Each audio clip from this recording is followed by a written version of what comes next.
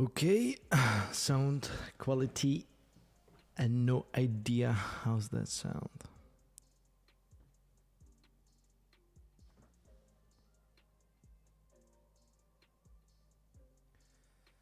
Okay, sound quality and no idea.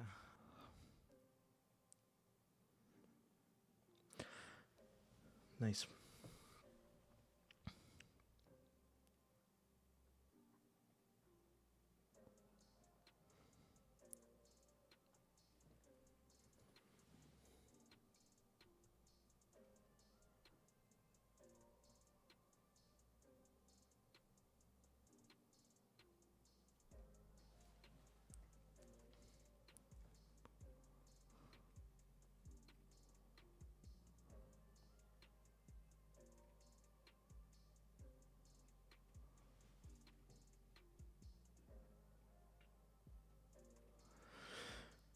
Yo, let's start.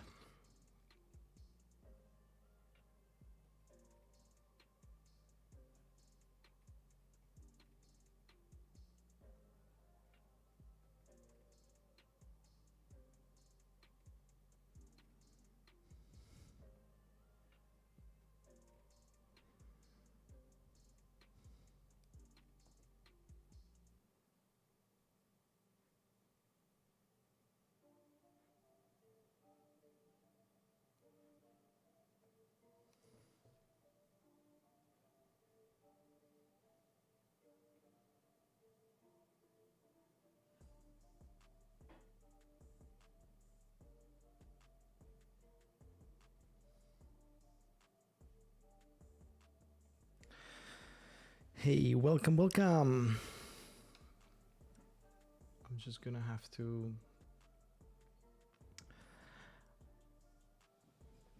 play with this scene for Clint's competition.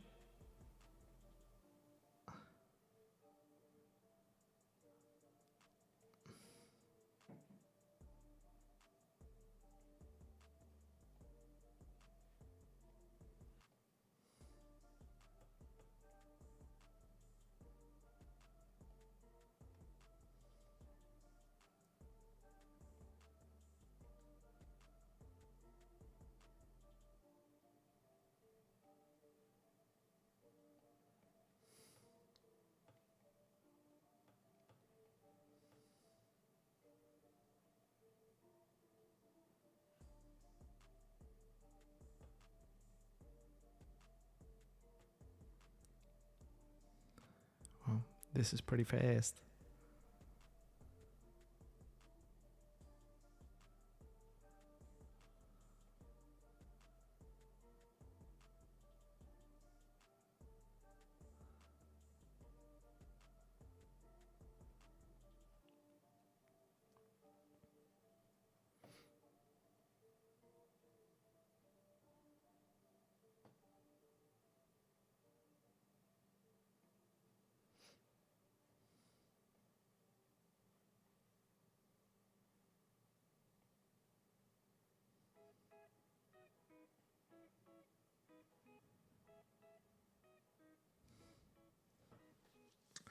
Okay, so what I need to fix, what I realized when I was working on this car, that this car actually,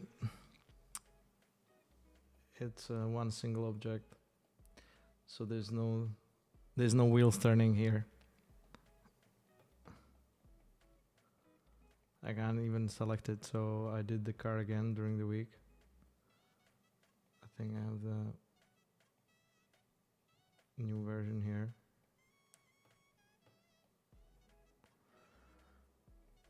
It's somewhere there. Oh. What is this song?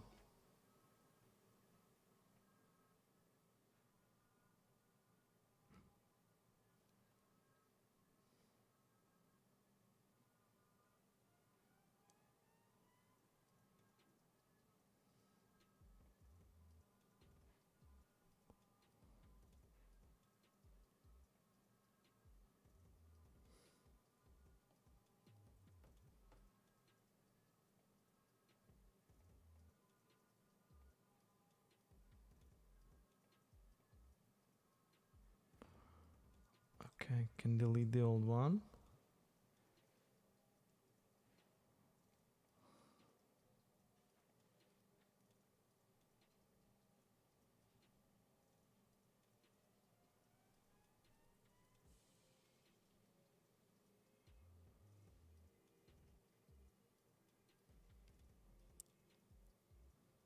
Hey, Jonathan.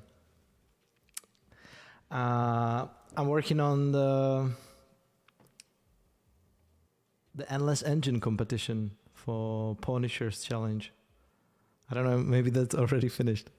I don't know if I still have time to do it. But I bought this car model, and so I was thinking I'm just gonna use that and do some kind of simulation of car going through like a lot of balloons. So something of that sort. And how you doing? What you been doing? What's new?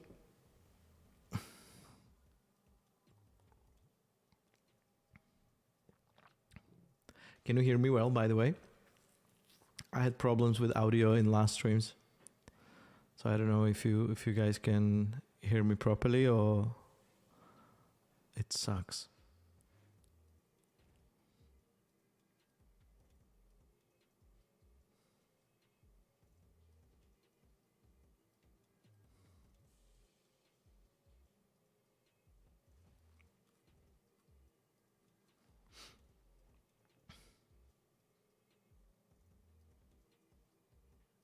Nice, thanks.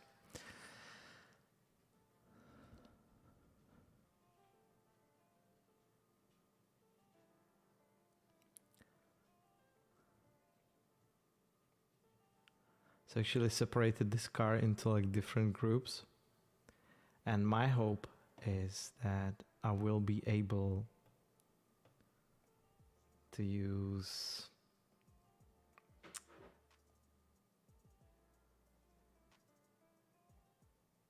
the plane effector and turning the wheels, and then I need to match the speed of the car because I'm going to be faking it all, obviously. I match the speed of a car, or I just put some motion blur and fake that way.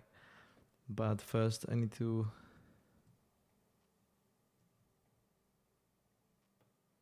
highlight all these.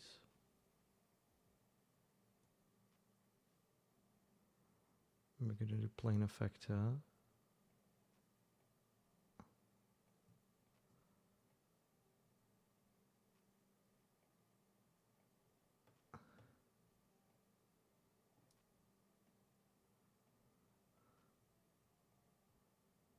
Object. Rotation. Yeah. It will work.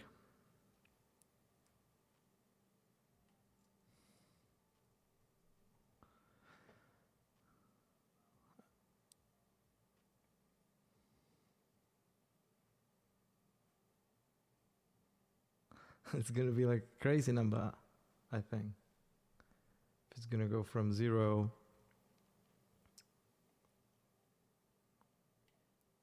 Let's try from here.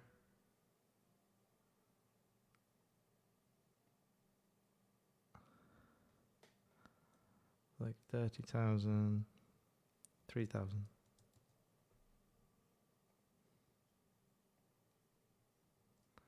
Oh, the wrong one. Not that one. But it's good to know that I can turn the wheels. Like,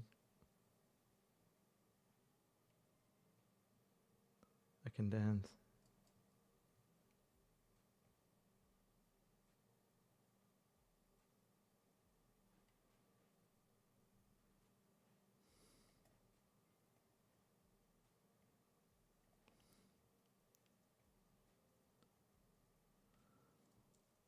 I can't see it properly.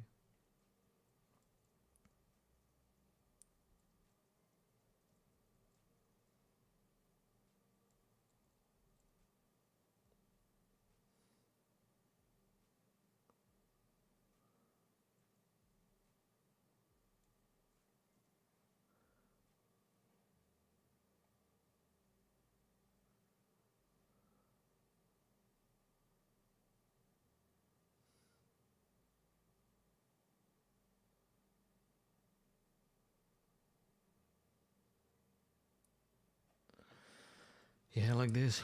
That would be better. Or maybe... No. Anything with the mesh is quick shading.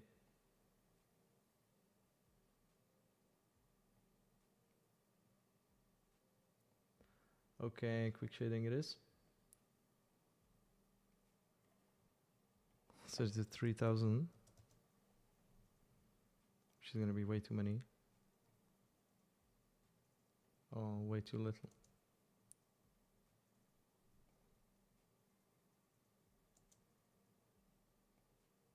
And then I should calculate this properly. 20,000 here. Let's try it.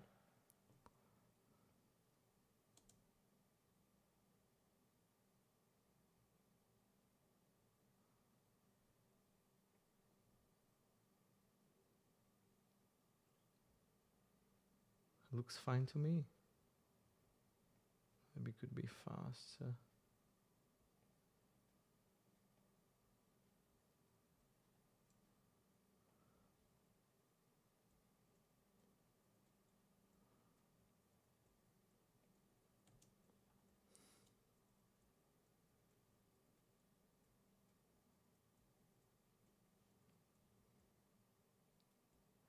Hey, the bob hand, the massive pop hand.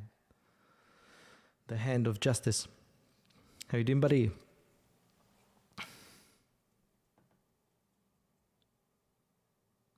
It's no silent mic anymore. It's the proper sound Stepan now. I don't know, but how it sounds to you? Is it better? I've been boosting all the signals in here. There's no more signals to boost. If this is not good, then this is it. I'm gonna be silent. Silent streamer.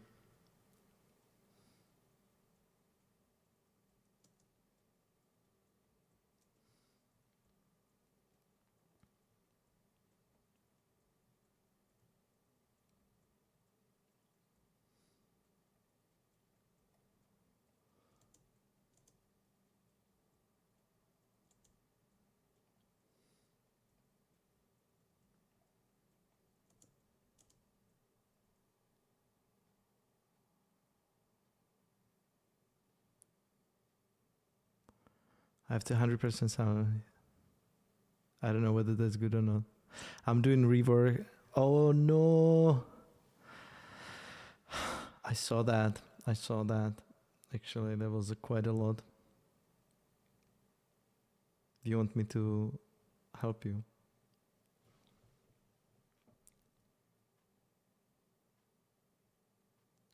Just say the word.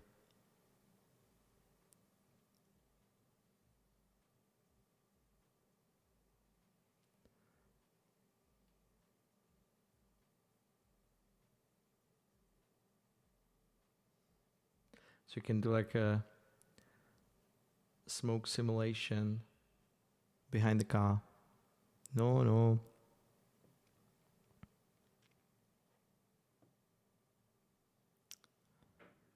Can I see people like who's in? There's like 5 people watching. Who are you guys? Just tell me the names.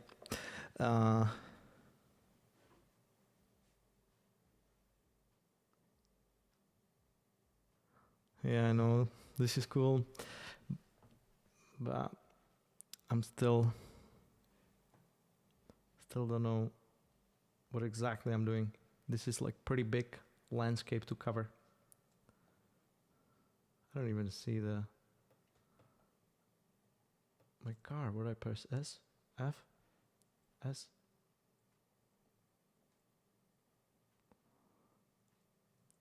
What did I do?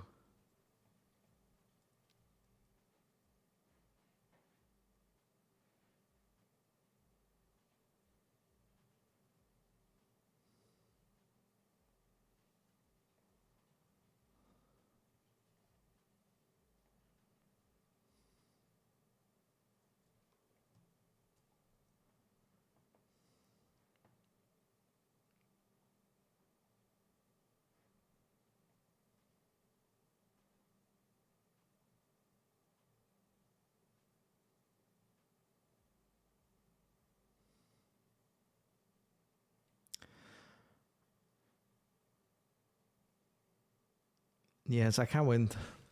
I can't wait once you do the thumbnails and the whole new identity for this channel. I'm gonna be the happiest guy. Because your design is awesome. So, where is the car? There we go.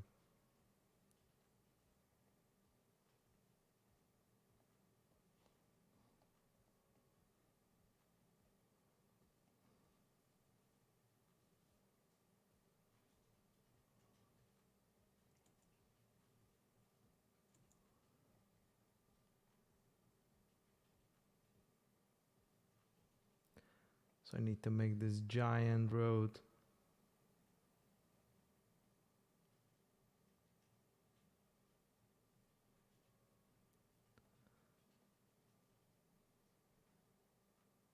Hey, there is my boy. How you doing? You improved so much. I just saw your stories on Insta, and you are killing. Are you doing Octane?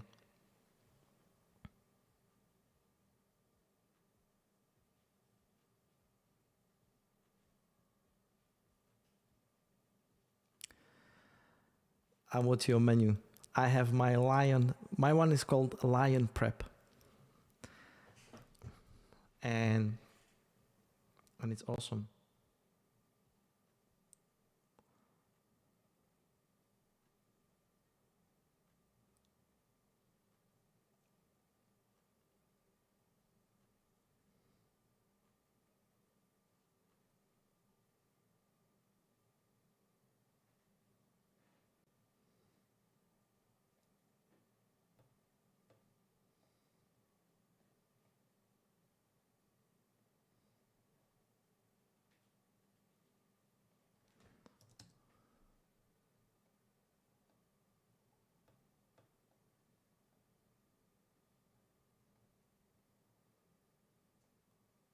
This is gonna be crazy.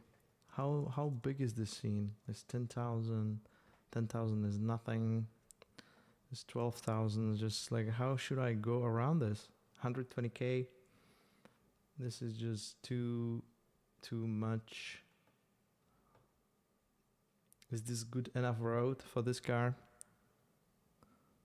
Are you going to try Redshift? How did you decide for Redshift?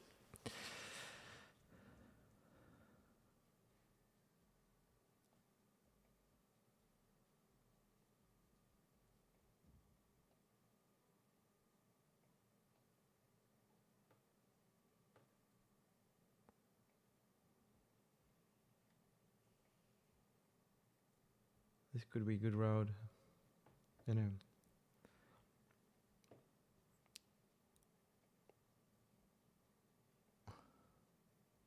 Let's just give it for now. This kind of just gray, maybe a bit darker.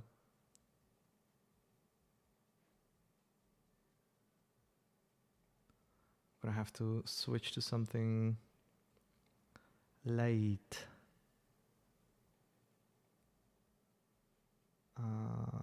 Low preset. Nice. This should work better. Undersampling. 2.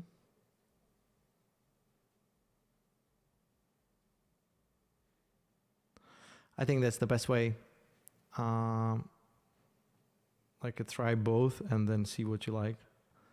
I've never tried Octane. I always want to, but I'm so deep and happy with Redshift for now.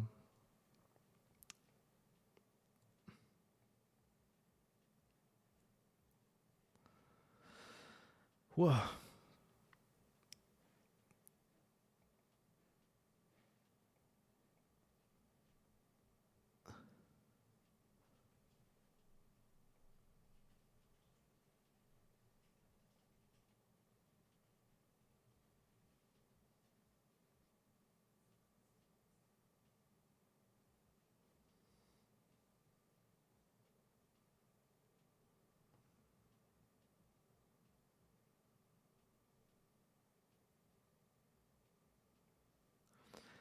Just gonna have to create like a building in those mountains.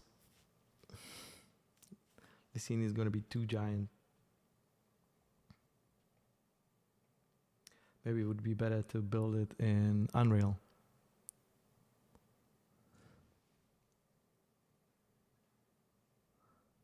Because only that road is like 120.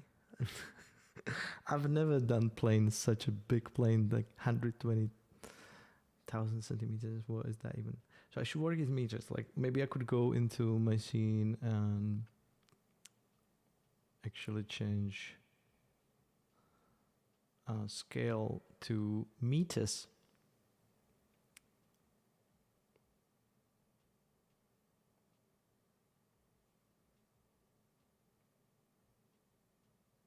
Does this mean I can reduce this?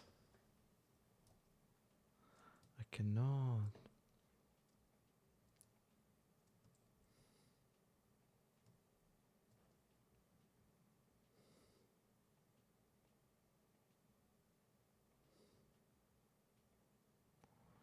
Anyway, so this is the vehicle animation.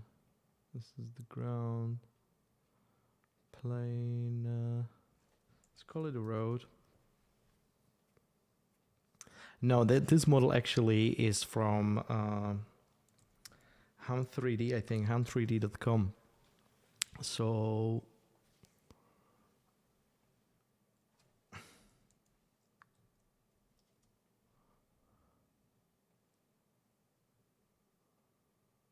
it's quite expensive, but if you're looking for a car, like they have this latest Audi Actisphere. Like this could be great post, and look at this. There's a beautiful mesh. They do this really well. So I was thinking like buying this one.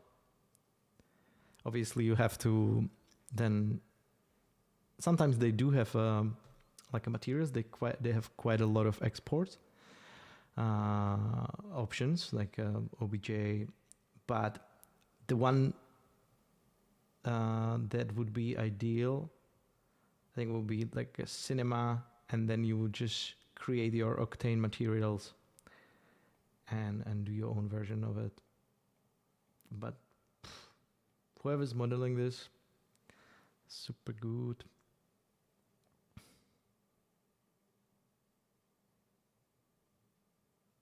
Hey Jan. Hey, nice to see you. Thanks for coming.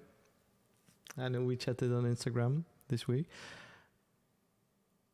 Yeah, that Audi look actually stunning. I saw some concept video that was just there. I think it will never happen. It was one of those that will, you know, maybe happen, but it will look absolutely different. This is like a great combo of like a roadster and a nice Audi future.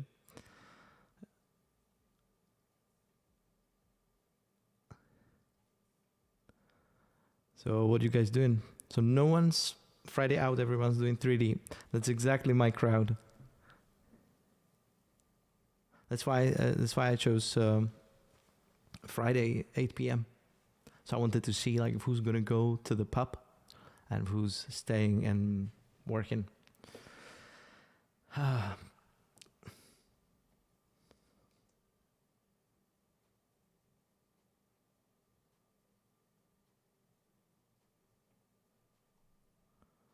Just gonna snap out of the camera.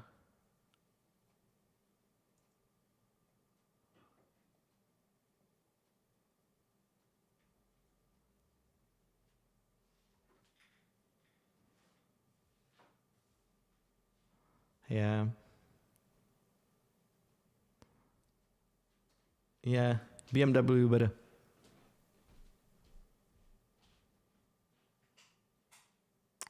Nice, you just now in Budapest. Are you going for those spa? They have like a beautiful spa houses. Are you gonna take a relaxing break tomorrow? I would go.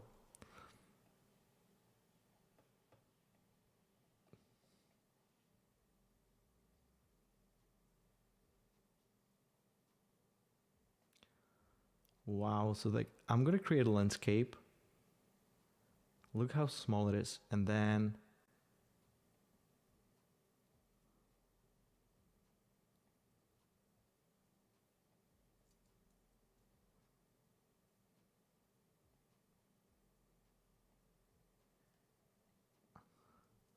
Okay, did I do the mistake of like changing the project to meters? Because it feels like now that the numbers are enormous.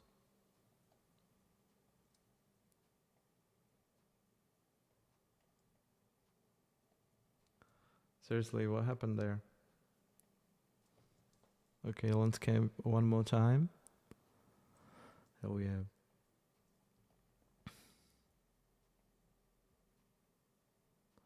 I just want to see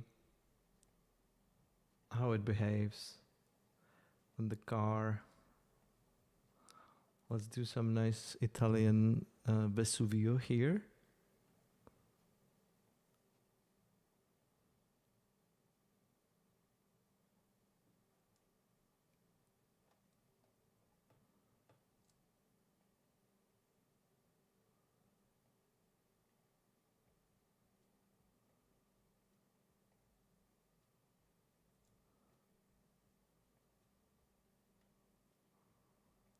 That's not a bad mountain on the first try. Let's push the camera into the camera. Okay.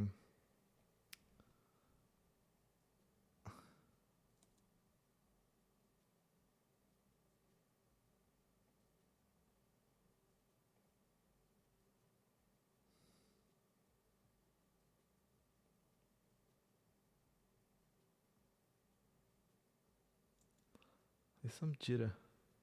What is this frame?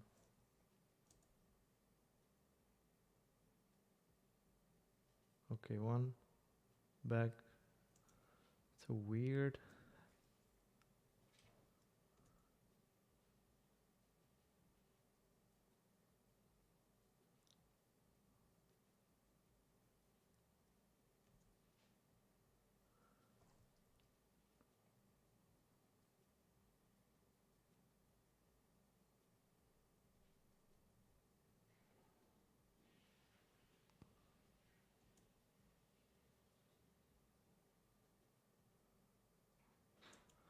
So this mountain's super giant, and it's making it look like the car is going slower, which I'm gonna try to reduce by just making it closer. Yeah, this is better. Just something that is more scaled towards the scene.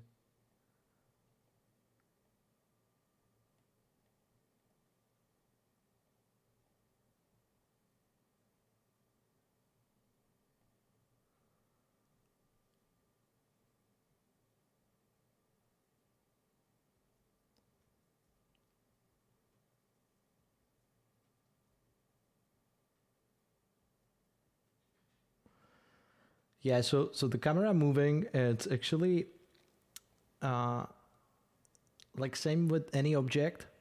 You can go and animate like this cube just by going into coordinates, and I'm sure you've done it 1,000 times. And it's the same way you animate the camera. Basically, you animate point, and then you animate, you know, and next one. Okay, it was the worst animation I could do. So let's say you have this animation, which I have no idea how I've done it, but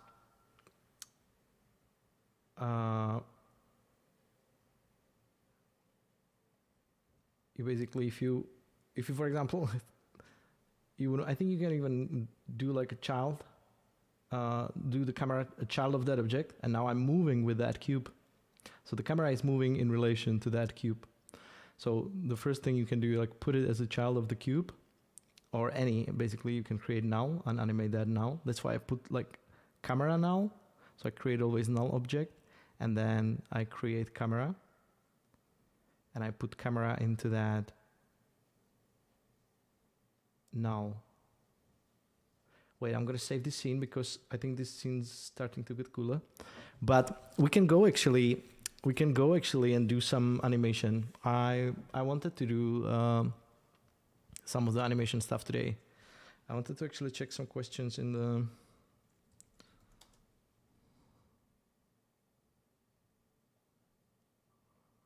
Slido.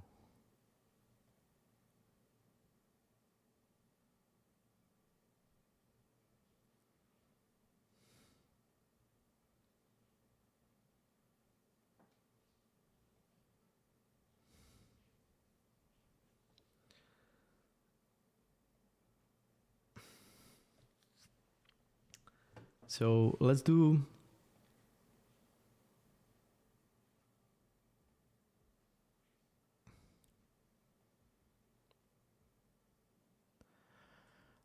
like camera animation and just some fun. What I was trying recently is actually, let's reset this completely. Let's start from scratch. Let's not see anything here. And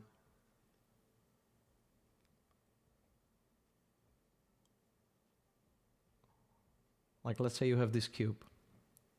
And the best way like to animate camera is actually, I'm gonna get rid of this focus for now. I'm just gonna hide it from, and I have this camera here.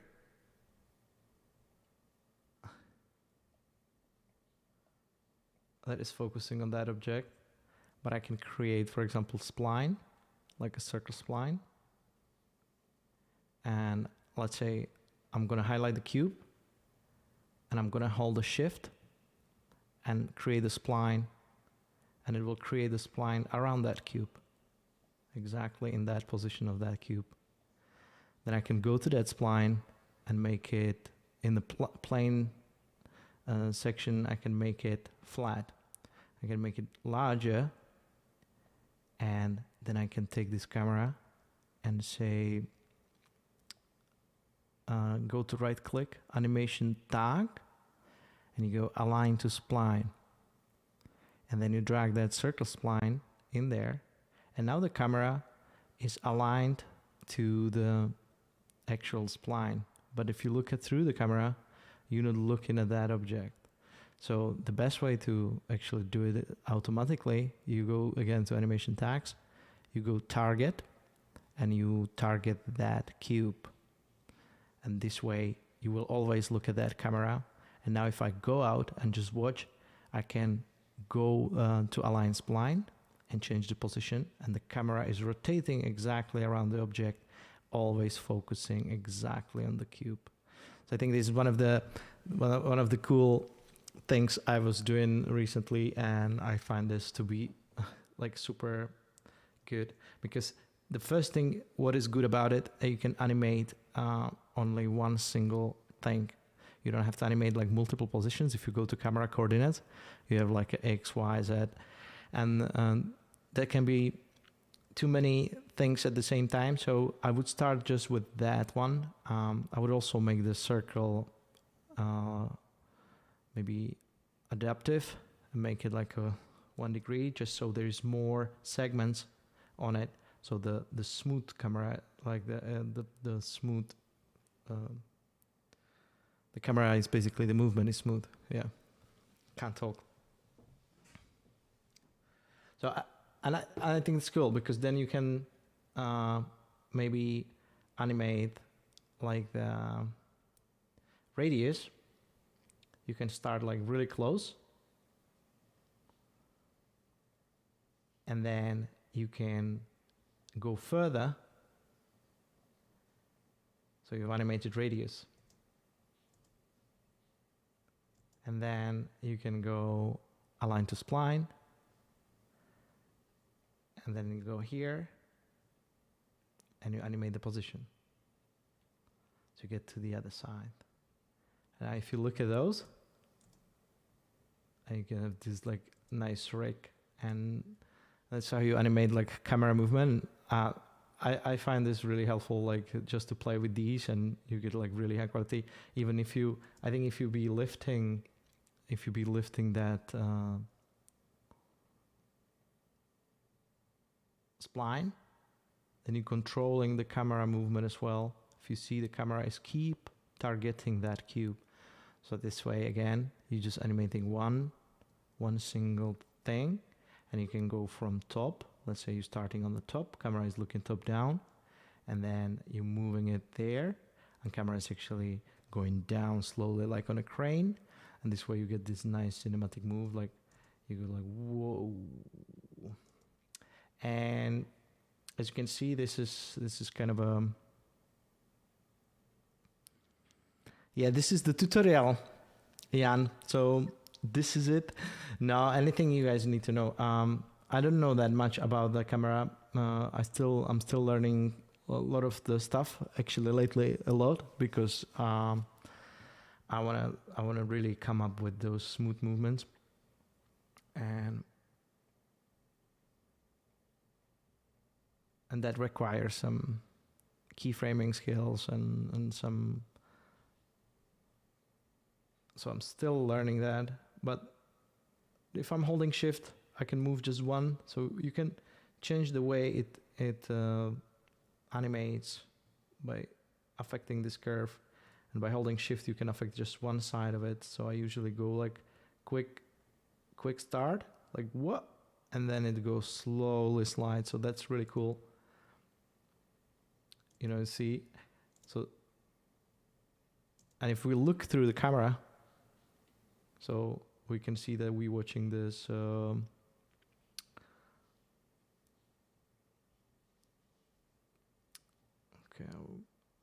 so it's really, you know, cool rotation. Maybe after a couple spins we're gonna be sick.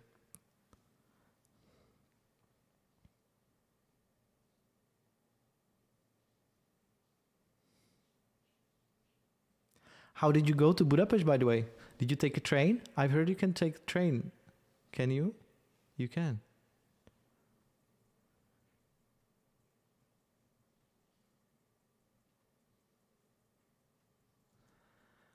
And the same for the position Y.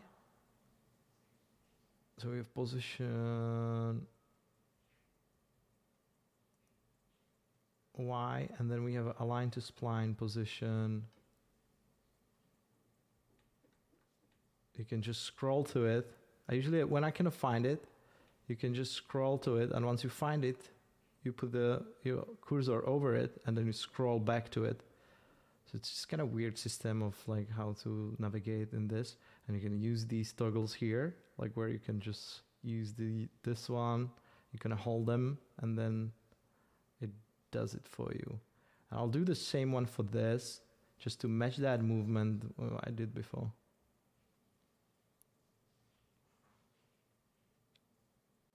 Nice. Like, favorite lenses for when I'm building the scene. I think I do like real life lenses.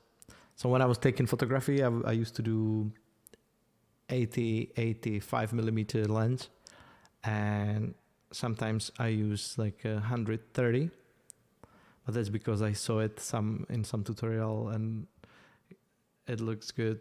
So usually I start on the standard 35, and then I move, if it's like some nice object like a laptop, then I move to 85 or 100, 110, 130.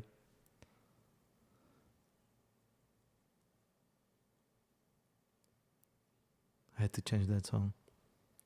It's too much. Yeah.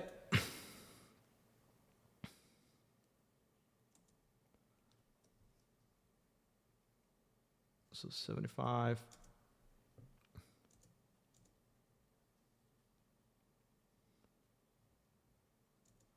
Can even expand this, like highlight this keyframe, hold shift, so it stays on that line. Oh, now I moved it too much. So stays, and just move it all the way to the end. And same for the other one.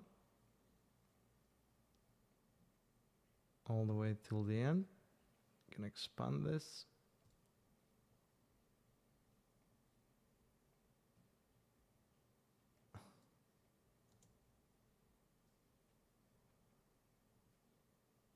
And already that movement looks much better. So all these things You know, before I used to do different curve.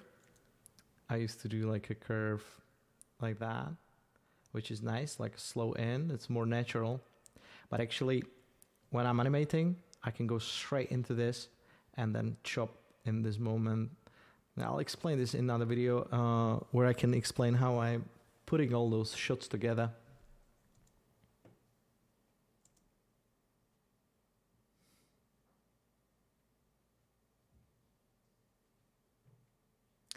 I heard there is like a stage camera. Stage. Oh yeah, stage. I've never used it. Has anyone used stage before? So you can use camera.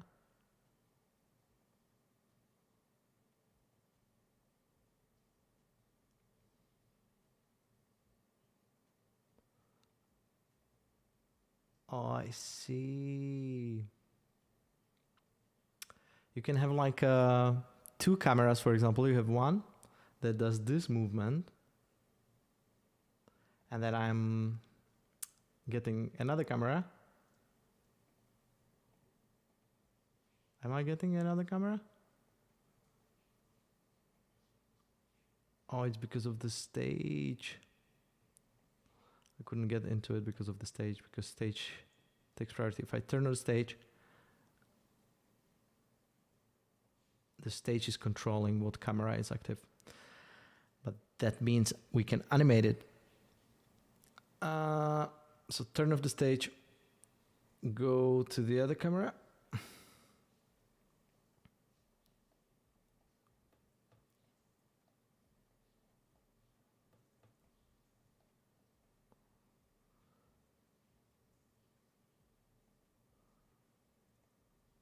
So this one.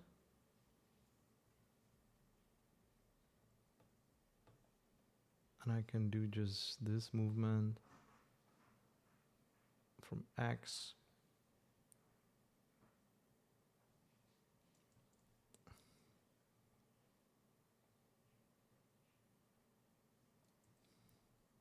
Wrong camera, seriously.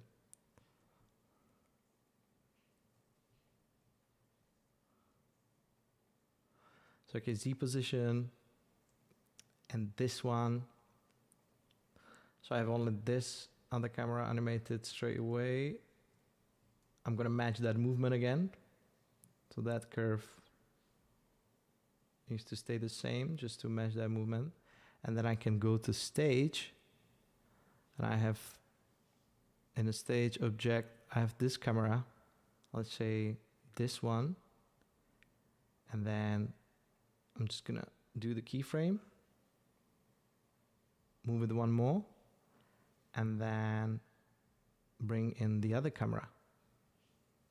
Do the keyframe. So now you see I'm matching, like this is not a good match, but I switch the camera.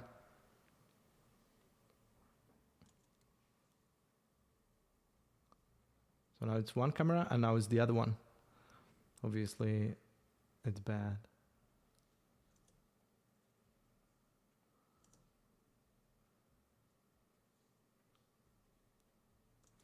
But yeah, this is, I've never tried it actually. This is the first time I've tried it, but this seems to be a cool tool. Like if you want to do just one render, or you want to switch between multiple cameras in one render. But the way you change the keyframes, like the Bezier curve, you can animate.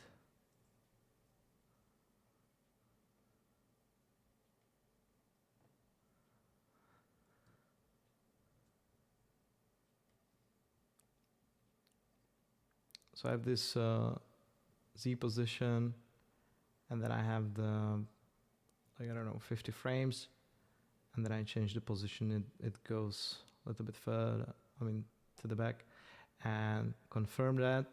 So I've created frame for the initial position and then the other position. And now I have these, and if I click the frame, you have options here. So these little icons are actually representing what type of, like if I do straight, linear, then I'm just basically changing the animation to have no curves. And if I want this one to be back to rounded, so I can have the ease or just ease in. And did I get it wrong? Yeah. So you're gonna do ease in. So you need to highlight the both frames, I think. That's what I did. So if I highlighted only one and do ease in, nothing's happened.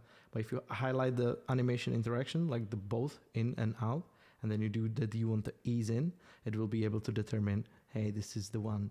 And then you can control just by highlighting the keyframe and controlling that area. Did I explain it well?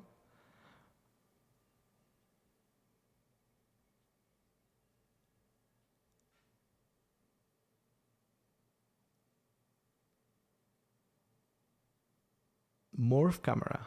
No. What is that? Morph camera. I've used like Redshift cameras. I use only the standard forever. And the fisheye. Wow. That's a wild camera. But actually cool. But the morph camera, it's where you can... I don't know much about Pyro. I did actually one sequence with Pyro. I was watching tutorial from Lucas Torup. He has good Pyro tutorial.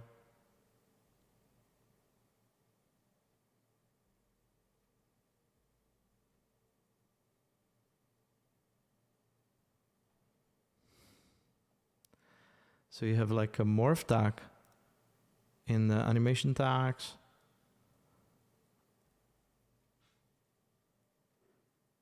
You can morph camera tags. So camera morph. And then you have camera 1 and camera 2. Simple morph, multi-morph. If I can multi-morph, I can do list of cameras. And simple morph, I have 2.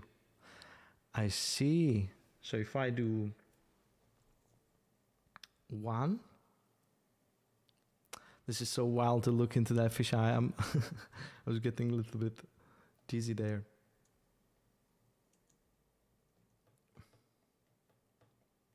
Okay, so I have a camera 1. I'm not in it, as always. And then I have the camera 2, which it doesn't need to have morph tag, right? Only 1.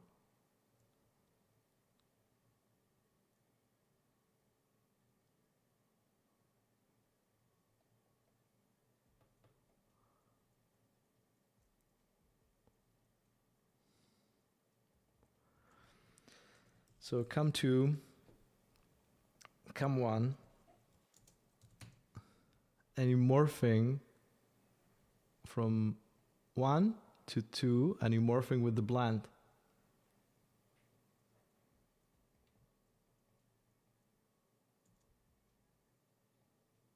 I did something.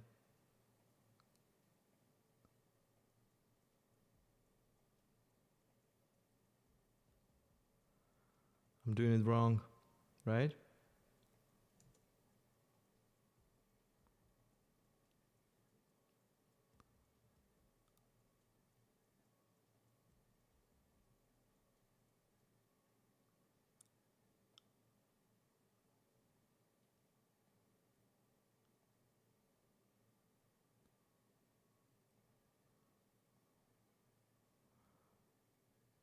I put it on cube.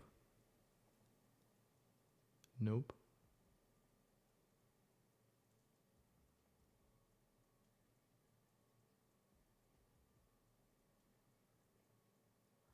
Yeah, well, I need to read something about it, but it seems to be cool. Like to me, like morph tag, it's nice, but I felt like that stage manager.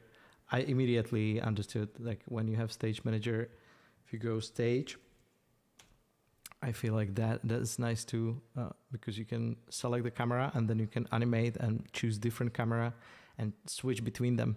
But morphing, it might be even better, like to be able to just jump into different.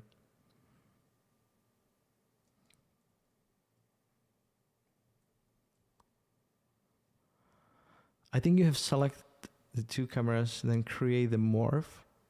It should take a third camera with the tag, I think. I see. So one more camera. Maybe I'm doing it all wrong. So this is the main cam with the tag. And then in the tag, we're going to have the camera 1 and camera 2.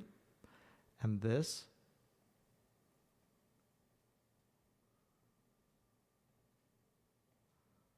Blended in between. No.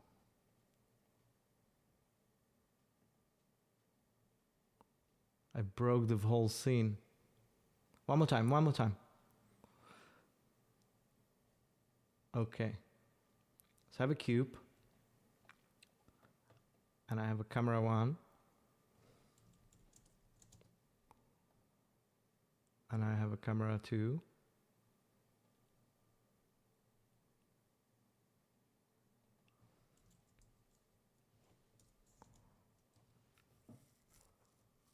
It seems interesting as well. I can imagine like you tracking one object and then you slowly switching to the other camera. So if you have two cool movements and you're switching between them, like with the smooth motion, I think it would be nice. But then I'll do that both cameras will be tracking the cube with the target tags. But they will be all different places. So I can imagine like this going in between them. I just don't know if I should put morph tag on a third camera. Morph, morph, morph.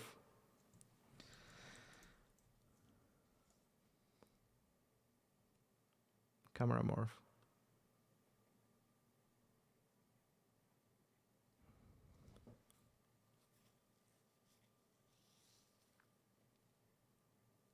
Camera 1. Yeah, it's working. That's super cool. Now, I'm morphing between two cameras. So this is camera 1, and this is camera 2, and this is camera in the middle. This is awesome, awesome, awesome. And if I... Thank you for showing me. Hey, Matthias, how you doing? My man. My family, actually.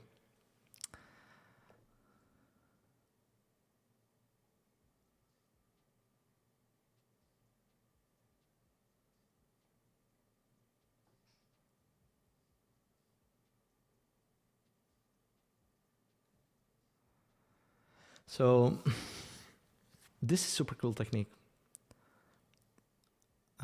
Thanks for showing me, Aaron.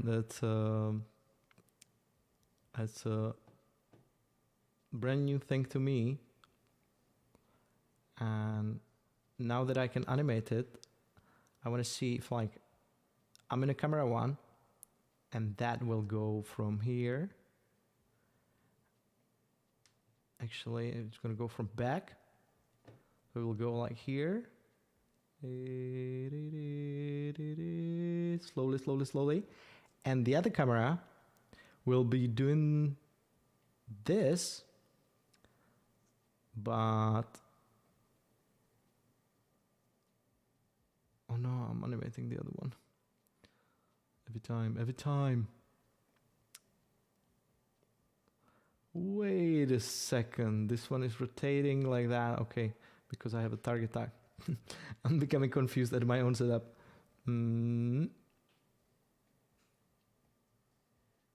That's one I'm going to be like that. And now going back to this one and morphing between those. You see, but the morph tag, it doesn't ignore. I think I can put the target tag on this one as well, put the cube in, it's gonna ignore that because it's calculating the average between those. If I rotate this, actually I cannot rotate this, but I can change the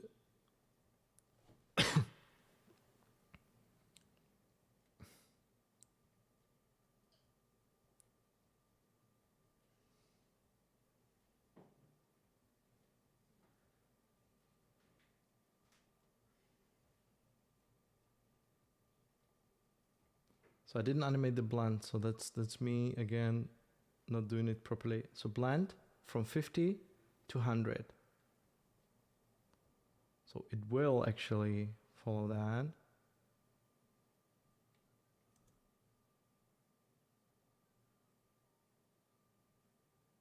It's only not using that.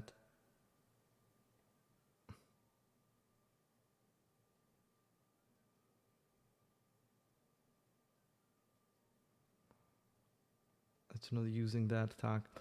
This is super cool.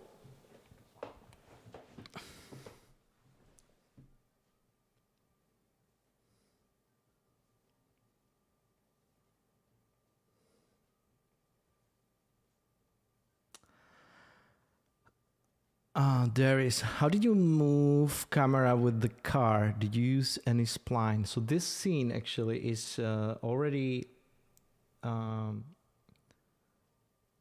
you know what, actually, you could try this actually yourself. This the, if you go to endless engines,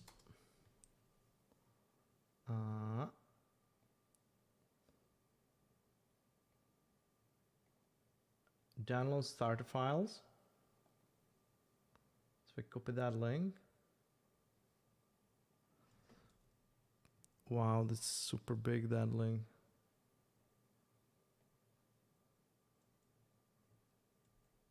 Copy as a text. Yes. So if you go to that link, then you can download these files as well, and you can join this competition. Because this competition is all about making this, you know, car that is basically drives, and you'll get this moving animation with it. And then you put your car or any object, really, can be dinosaur for all I know, but it has to have an engine actually. I think it can be animal if you ride it, if someone's ride it. So it's then a vehicle. So yeah, but essentially, the way that it's rigged, we can check it here. It's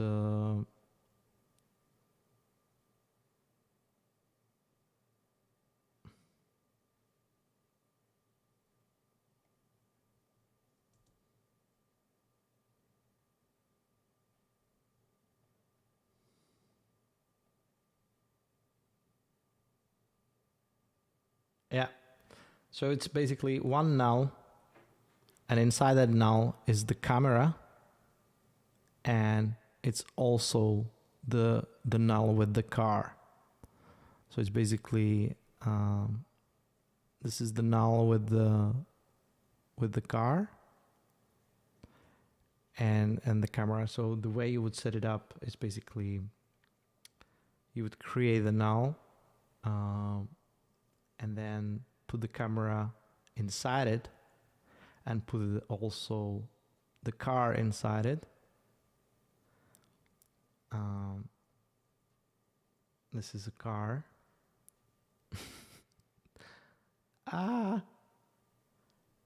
And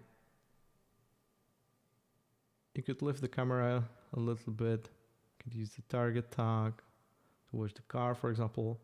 But then you're not animating anything else. You're just animating the actual null and not the car and not the cube. And this way it appears like the camera travels with the car.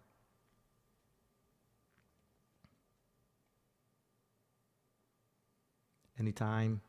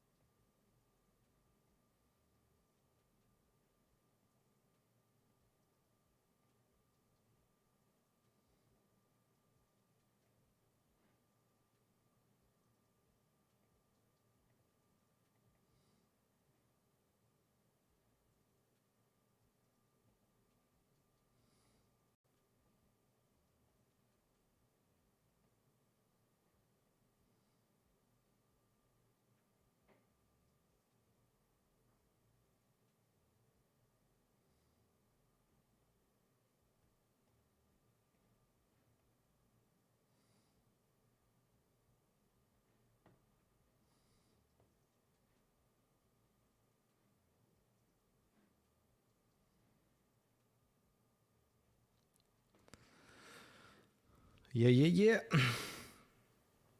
One HDRI, everything looks good. All good.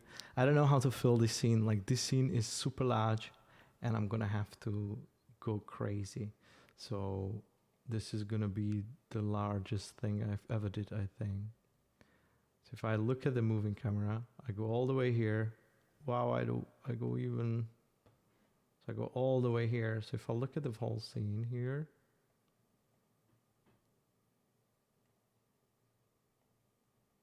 I can move.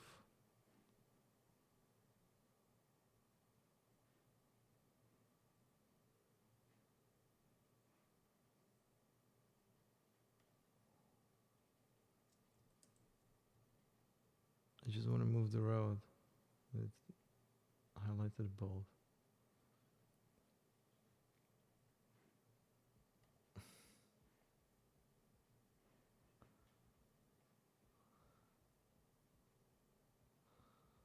So start with here with horizon, car, a little bit of cacti, cactus, cacti, and that would be actually cool. Some lens flare here, like a little bit of sun, and then lens flare as soon as it reaches this point, like pa, anamorphic, like ta. I need to drink something.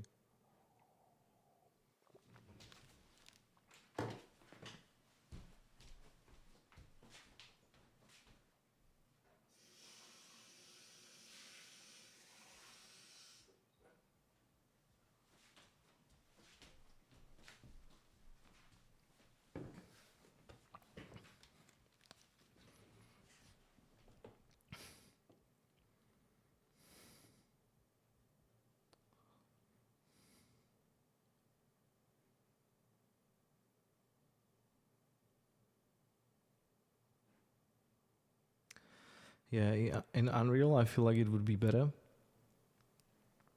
because I think Redshift will struggle with this large scene, but we'll see. We'll see. How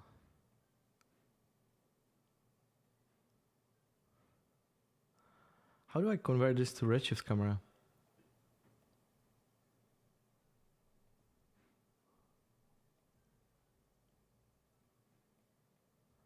I need to go to basics. No.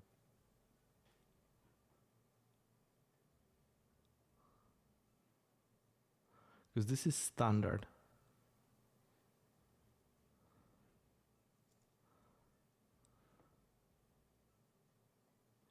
So I can hold shift, create.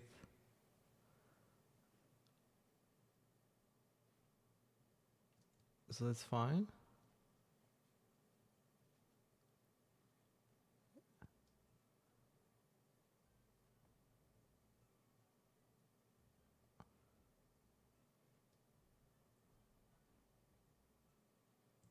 Hold shift, create as a child.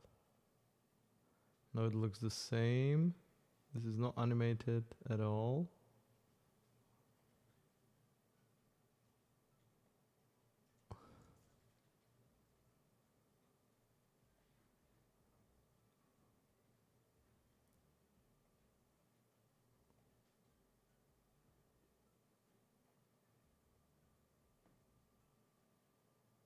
Yeah, that's fine.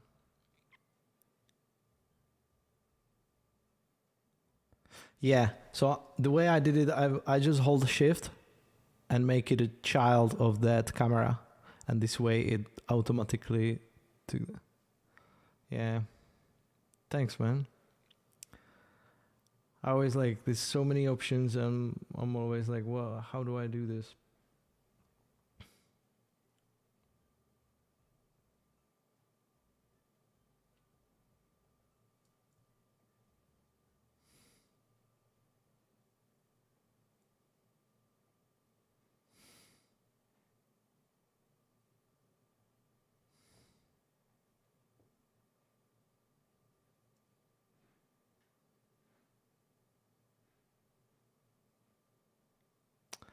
Oh yeah, transfer object. I have it here actually. I think I've did the icon transfer here. So I have a axis center That's the one I use sometimes. Then the transfer object, that one's super useful. You're 100% right. And then I have store selection sometimes whenever I highlight something. So I have those three here. I always love to see like other people's setup, how they set up their cinema. Like I know some, they have just the default, which is fine. I find myself like to put all these little icons and then I'm absolutely lost here.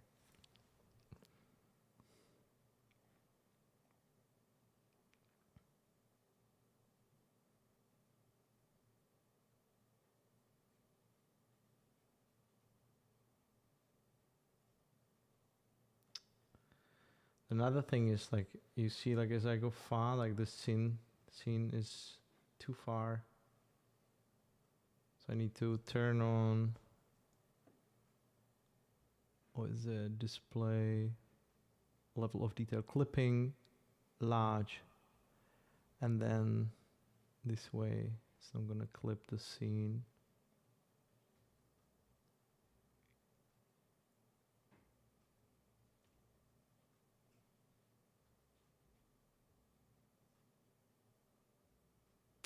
It's a weird movement I created there. There's something happening in this point. It's just like, what? It's fine. Wiggle room. I can go into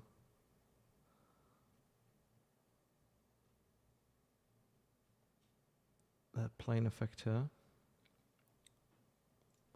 Wow.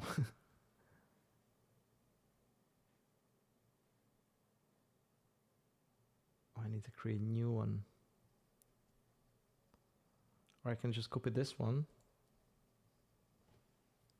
Not like that.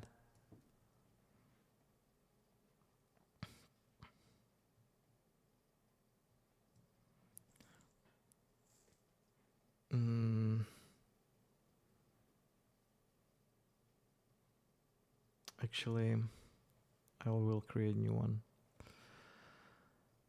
Just for the front too.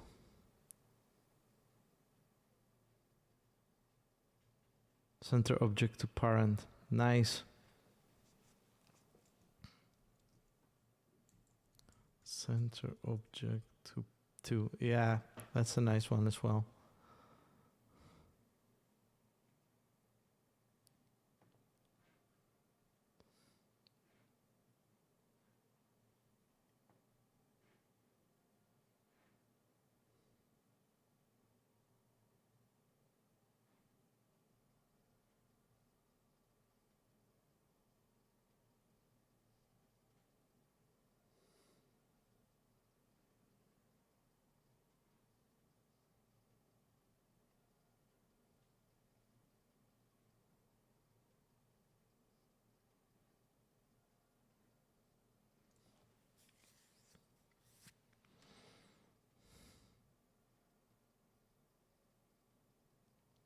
Unreal is so strange actually, but it's fun. We can turn it on actually.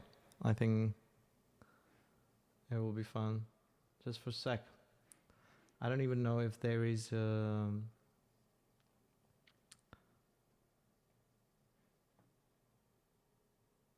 if my computer will like crash or something. I've never streamed Unreal actually. But working in Unreal is just awesome. Like painting trees, it feels like you play some video game and you just building your. So I can see working in Unreal as yeah. This is all my scenes in Unreal. This was what I did so far.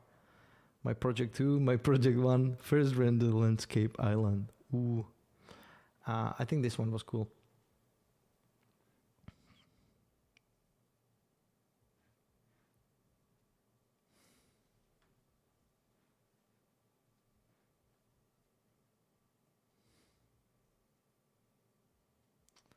Login. Nope.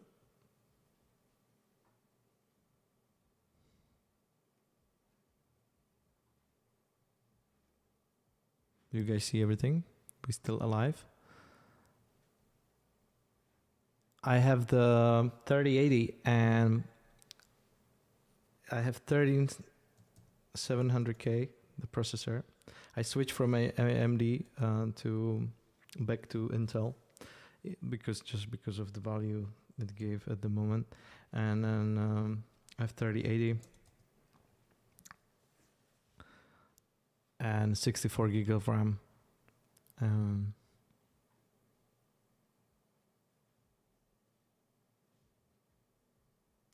I like a lot of people, they running like 2 cards at the same time, but I don't know if I could like justify that yet.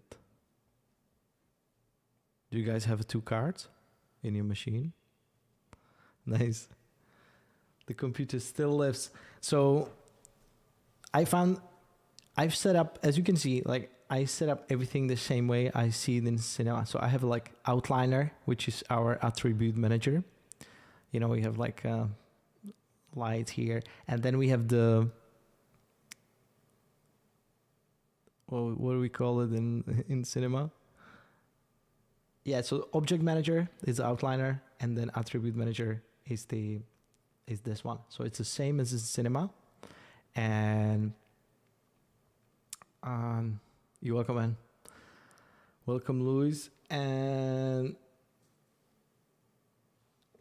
I kind of set it up same way, and if you hold Control Spacebar, then you can open up the drawer, and that's basically your asset library. So it's similar, it's same basically. If you go into the material, you can open up this like a material view where you can. Oh, I'm lost already. And there's nothing here, but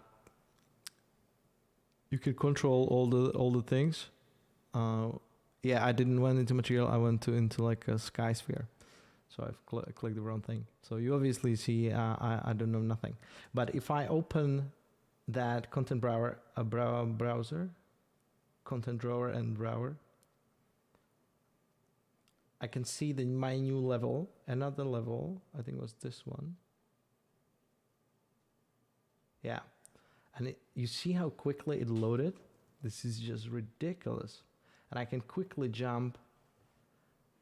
This is, you know, my mind, it can comprehend how cool is this. You have 39, wow, 3080. I wish I had 2 cards. My computer has 2 3090s. Wow. So at work you have 2 3090s. That's amazing. That must be crazy. I cannot imagine. But I will dream about this. Because, and my electricity bill will dream about this too. But how cool is this? Like Redshift would just die on me.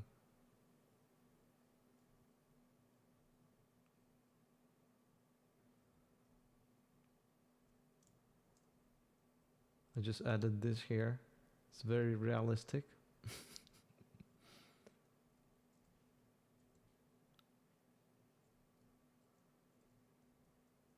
Great material work here. Nice UVs.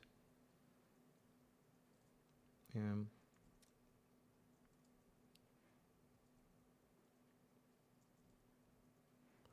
But like painting of those yeah, exactly. If the IPR was like this smooth, and I hope one day it will, it would be incredible. Like what I imagine this could be used on as like you have the scene, and let's say let's import content, and let's go.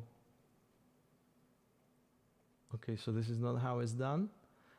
Import.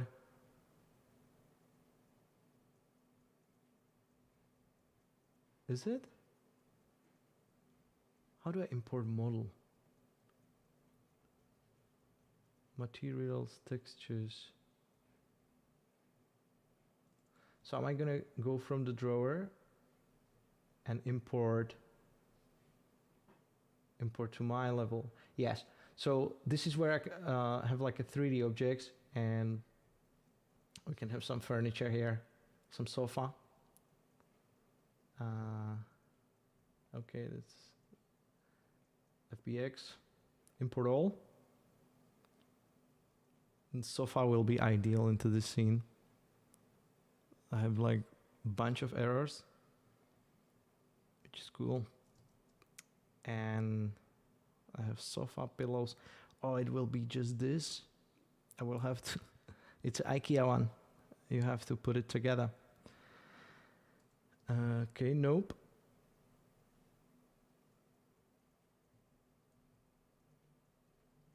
And you can't go back as well. And computers start crashing. I'll try again. But you can add pillow like this, like it feels so snappy.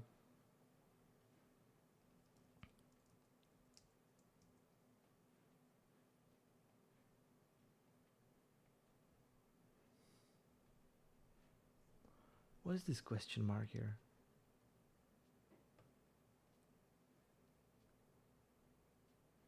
This feels like I can start playing some game. So let's go back. And if I look at the drawer, it will probably stay there forever. So I'll try to delete this.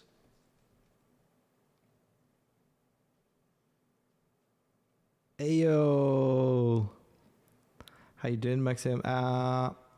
Today, really good, actually.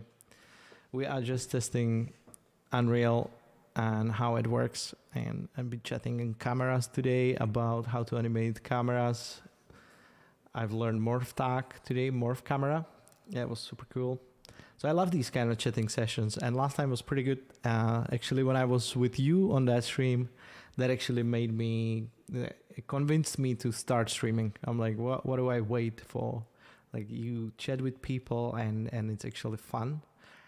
You usually learn stuff because you go bouncing back and forth. So thanks a lot. That was a good decision moment for me because I was like bringing myself to do it for a long time. I'm like, I need to start streaming, but it never happened. I'm going to try to import again. Probably not furniture, something. I had these building structures. House. Oh, again.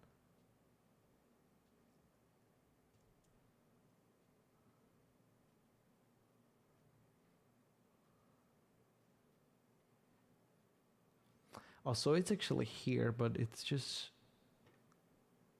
separates all the objects into doing something wrong. But let's say you have a house and it's on top of that hill.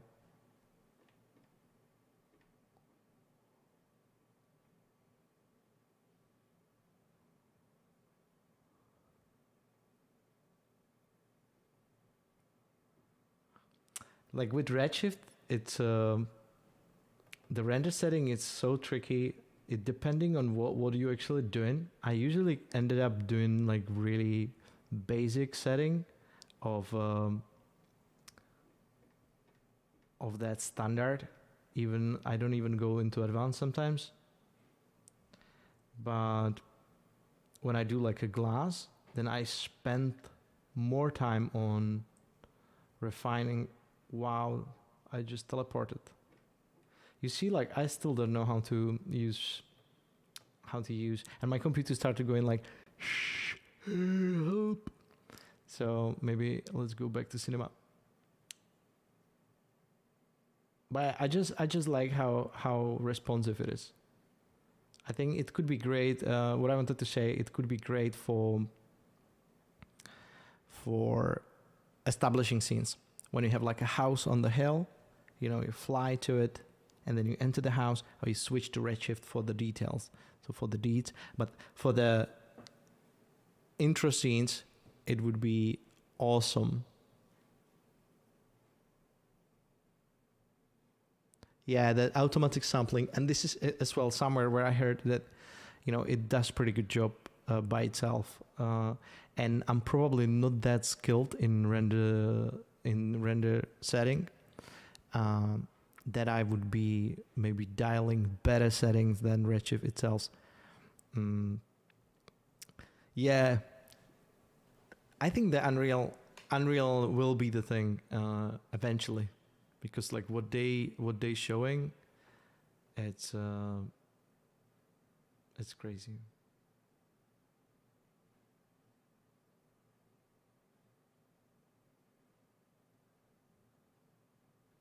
Yeah,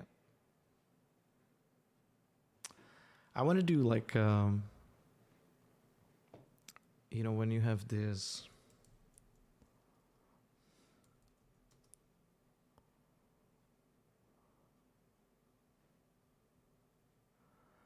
When you have milk inside.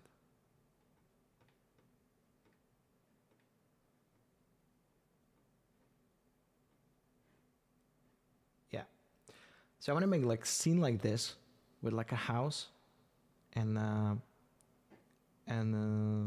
forest, maybe water, and just kind of fly to it in Unreal, like fly to the house. And then once you enter the house, you switch to Redshift and do all the details there. But then that first scene, that initial look, that will be done in Unreal. And I think you can get away with a lot of stuff because it's not so detailed. And what I've seen with path tracing, like what people have been doing in Unreal, it actually looks pretty realistic. But once you switch to like a detail when you do inside like a laptop spinning or whatever you do, then I think Redshift still is the detail king. Maybe.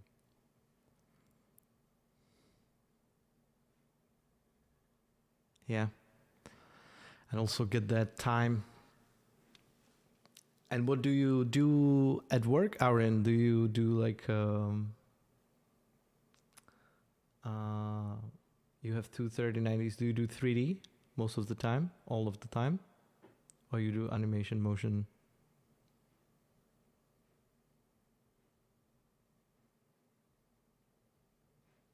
Nice, thanks.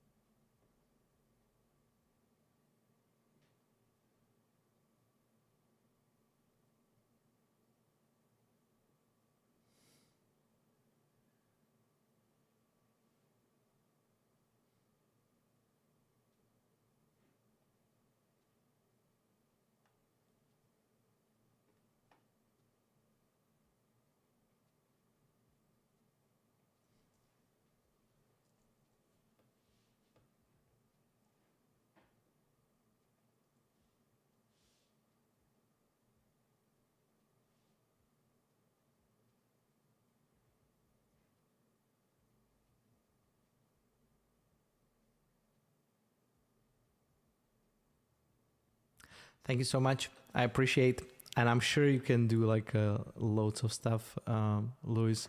I started a year ago, basically in last January. I started learning 3D. I already knew After Effects, not like Super Go.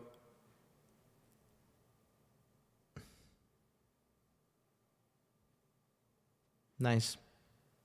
Yeah, I do a lot of After Effects at work as well. So After Effects and C4D as the usual workflow. Do you guys have an issue with that NVIDIA bug? Actually, I don't know if I set it up there. If it goes to Redshift system memory 70, yeah. That actually quite helped me.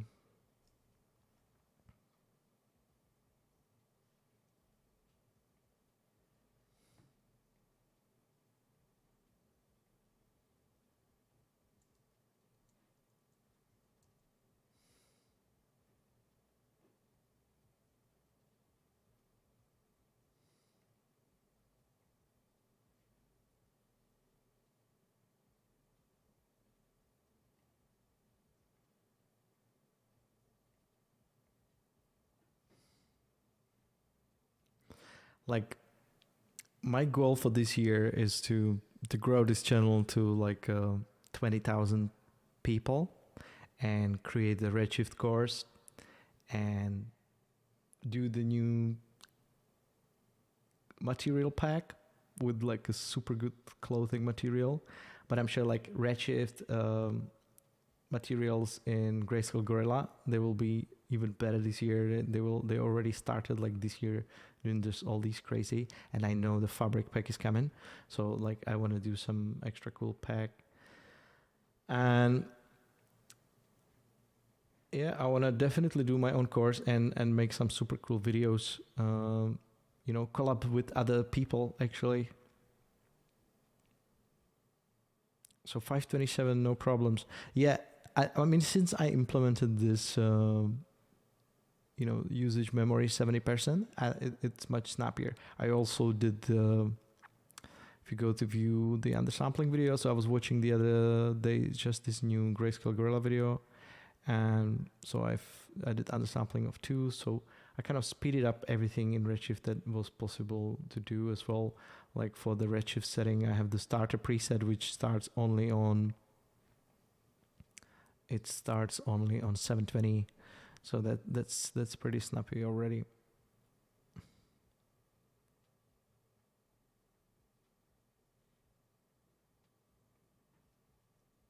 Yeah, it still like sucks. I think that's why they yeah, let's not look at this ugly viewport.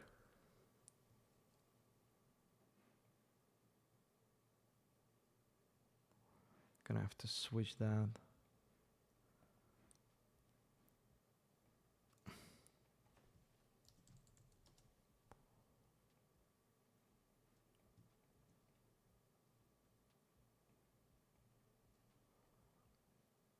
So I wanted to do something like a building with a glass wall.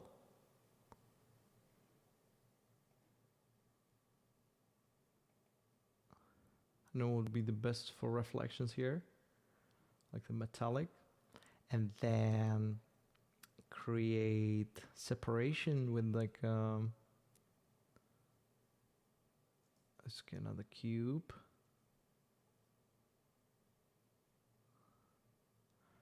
Let's stay in that view actually. I'm just gonna lock it to the Redshift camera, jump out, stay there, cool. Move this other cube over here.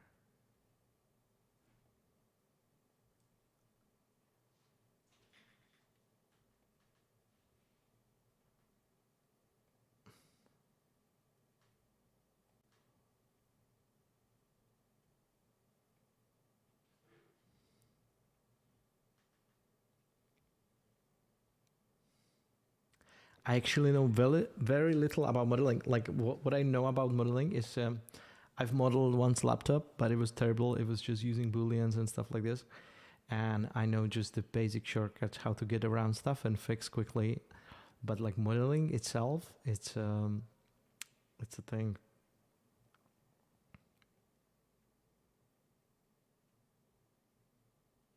But for modeling, the great guy is Polygon tool. I mean, it's a tool as well. But if you go YouTube, Polygon pen, Polygon tool, Polygon pen. So if you really want to learn like good modeling, this is the guy. He does Cinema 4D and he can model anything, and he can UV unwrap, and he has his own Discord, and he can teach you like everything about modeling and, you know, have this beautiful mesh. So, you know, I wish I had more time to just dive in and just learn everything about each aspect of 3D, but it's just a lot.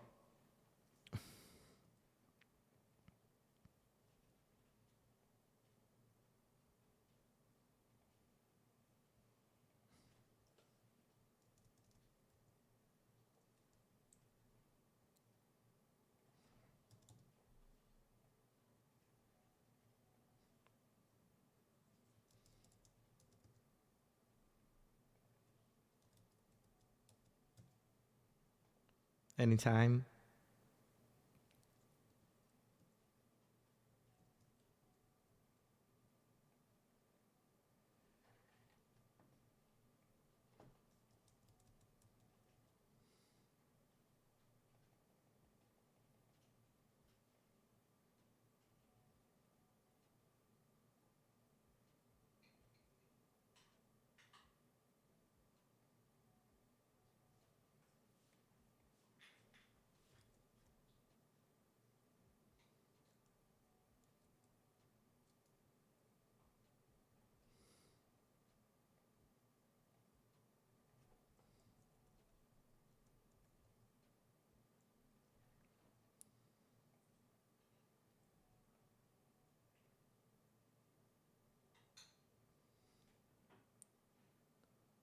Yeah, that doesn't look really good.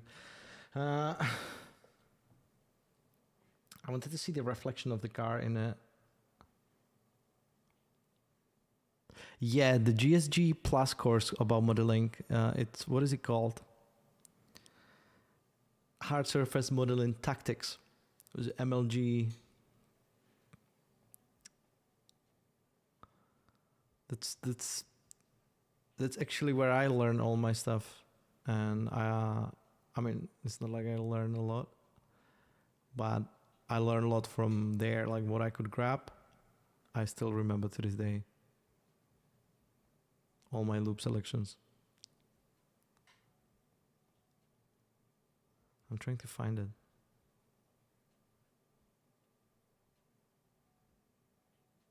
Yeah, it's right here. Grayscale Gorilla Hard Surface Modeling Tactics.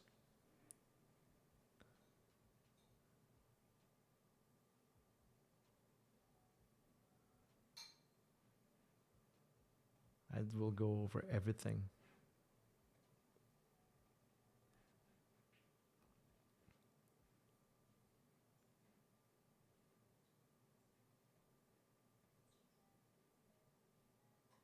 How do you guys do those new materials in library, like the Redshift ones? I like them a lot. I use a lot of the plaster for building like rooms. So you can quickly build rooms because there's like a nice wall materials. You can just put plaster, different characteristics. Wow, this is new one. Pottery coated. This wasn't here before because I check it quite often. Let's build some pottery.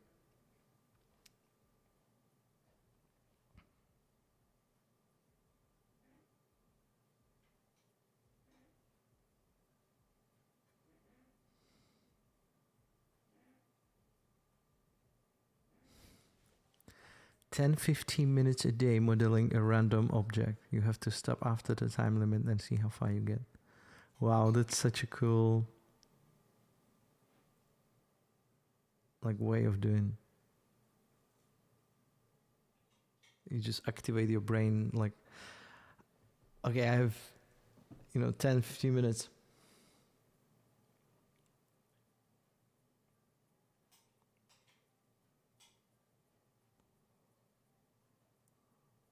I have really weird setup now.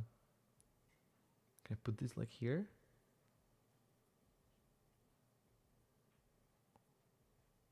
This is even weirder. Help. Yeah, like this. Grayscale Gorilla style. Wow. Rack design. So these have to drop, like these are here like today.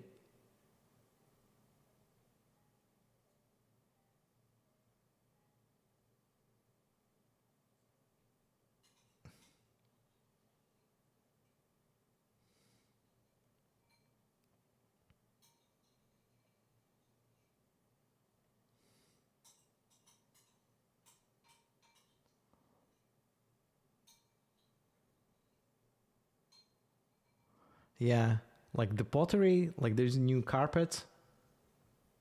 I want to try the carpet. So I love also this backdrops, the stairs. Those are super cool. You can just check the stairs, and they are awesome. Increase the step count. Like whoever came up with this, it's rocket lasso for sure.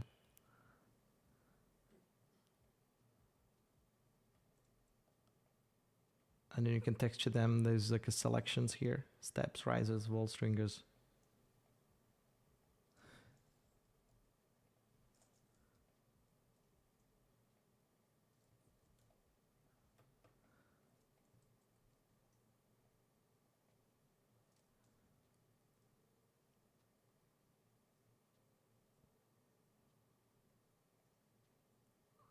How do we draw the spline? Spline pen.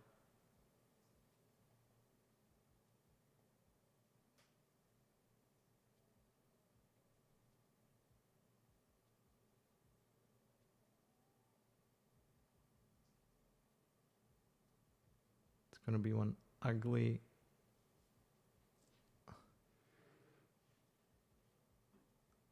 What is this? Yeah, so definitely need some spline skills.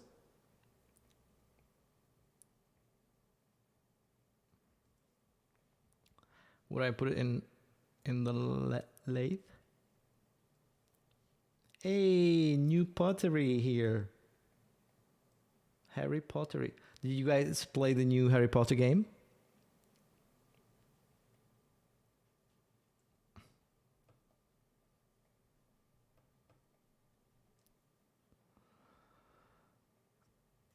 What dome light I do have here? Oh, it's the nice one. It's the PG Skies. Let's drop one of those straight away. Purple.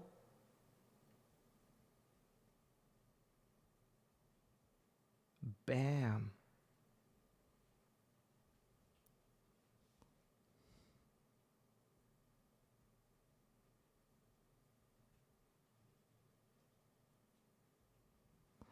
I find those materials pretty good because some of the grayscale gorilla material, they a bit dated. Like if you go to these old materials, they feel a bit, but they're still good. Like they better than what I would create probably in most cases. But you know, I like the new ones, like the pattern plastic. Those are all cool displacement maps that you can use instantly on anything. And a lot of people use these. So I find those are pretty cool as well, the pattern canvas. But what I find in these Redshift ones, they build like, you know, with all this actually new Redshift in mind. And it feels, I don't know, feels fresh. I don't know how to describe it. But if I go into these, they're all with the new node system. They have a color already outputted outside, so you can change color straight away here, which is amazing feature. So yeah, it feels more crafted already to the recent standards. Yeah. My GPU is 3080 and I feel like upgrading, actually. I love to make it with Illustrator and import it with CVArt. So you mean like you make in Illustrator the spline, or you make the SVG, and then you use vector import?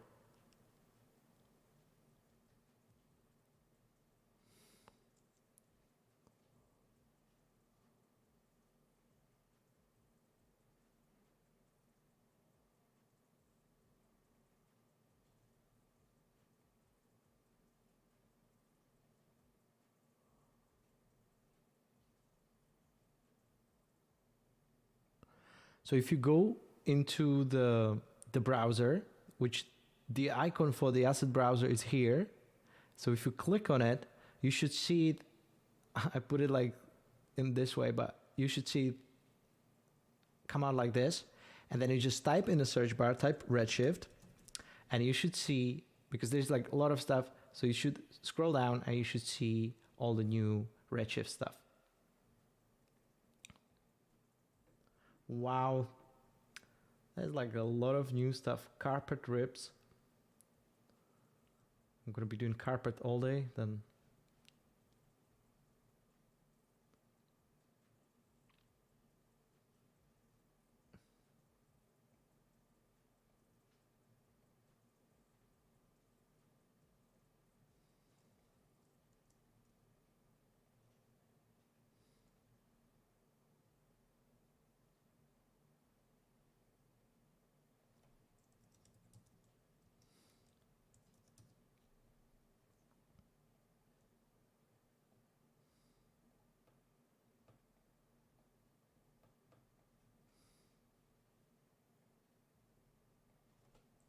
So I usually go to 85 mil if I do like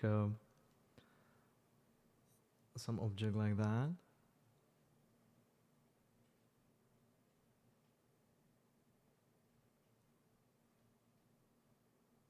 Put the target on it.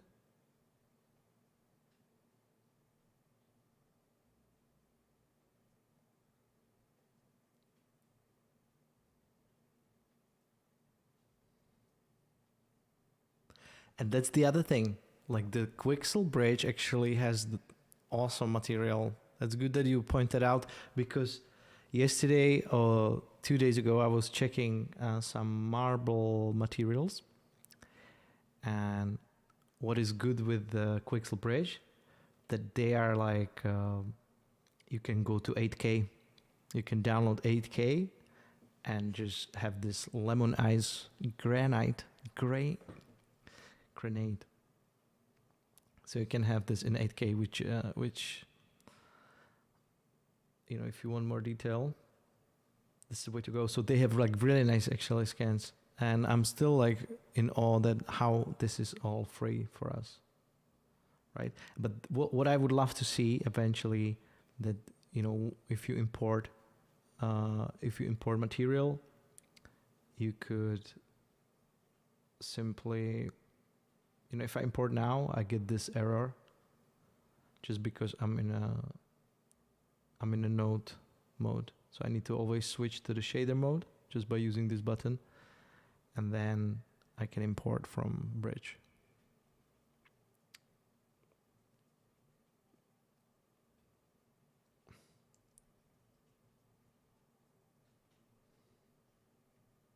I'm scaling in IPR.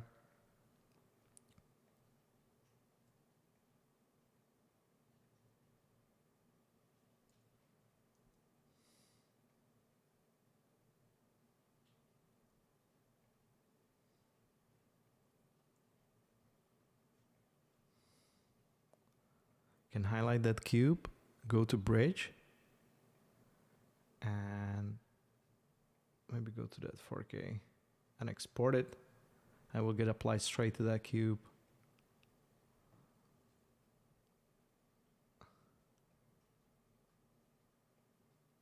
Some fillet.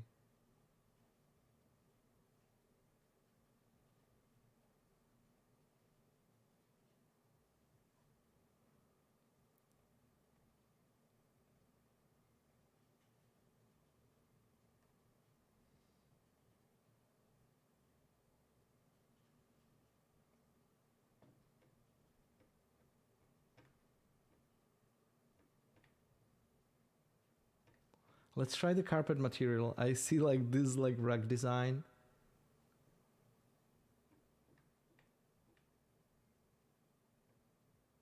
So this is more ceramic. I want something more simple. Like this is, I don't like this one. Did I put the same one on? So you have two colors to choose from. I see. Let's do something earthy.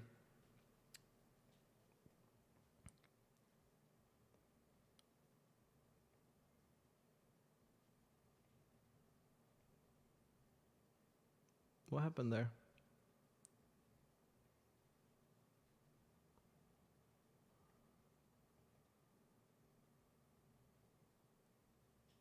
Yeah, the plant grass.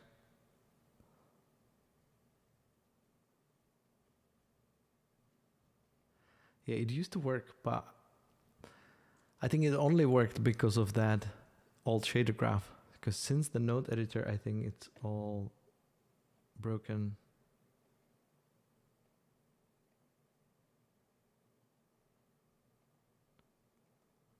I'm just gonna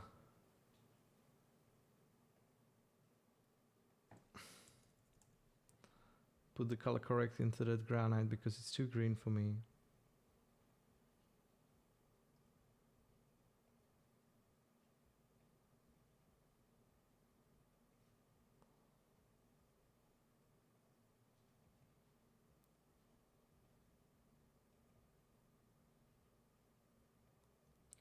I used to put like instead of like a window gobos, I just put these HDRIs from like metals. So there's create like a weird maps on the wall, but I found it like a nice as well. Especially I would like crank this like a lot and create these weird maps. And then I would just use coordinates to kind of rotate that light and find that correct. But it doesn't always, it's an experimental feature.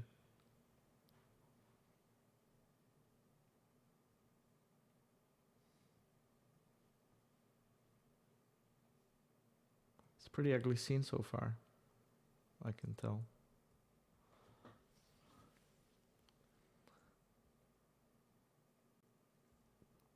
It needs some area light and a rock.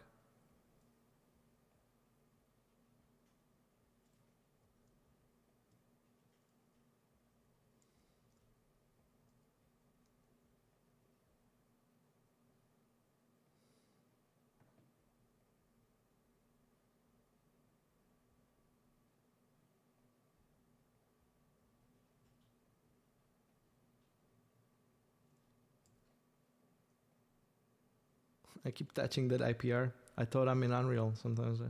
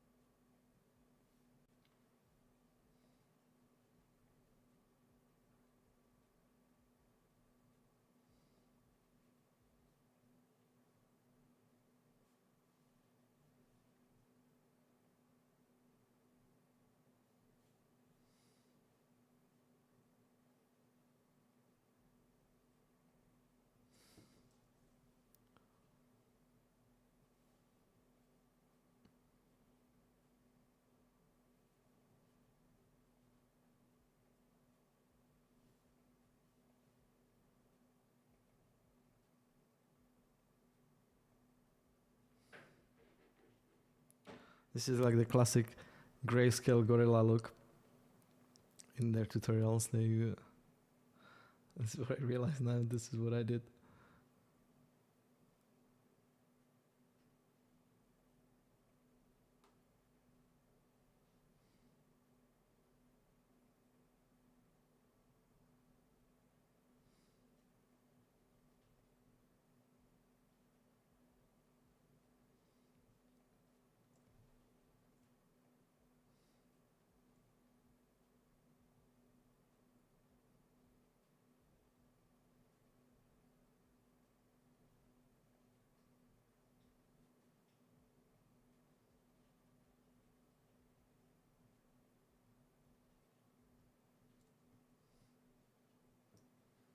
God damn it.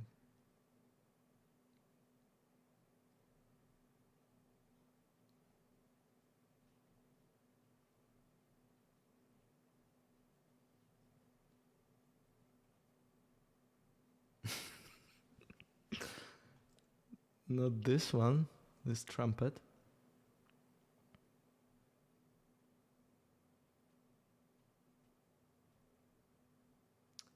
Yeah, this is a problem with, this is too rounded. Let's do something more, not so exaggerated.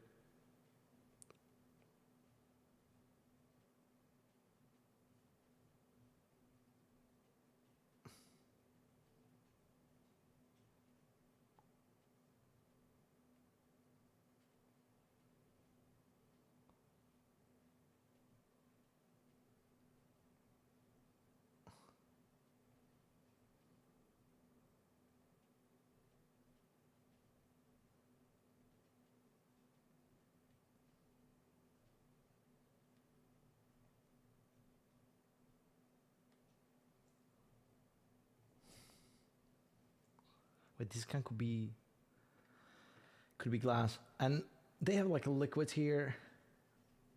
They have liquids and they have a glass there too. So you have a frost glass. Bam. It's like straight out of the box, like nice and dispersion.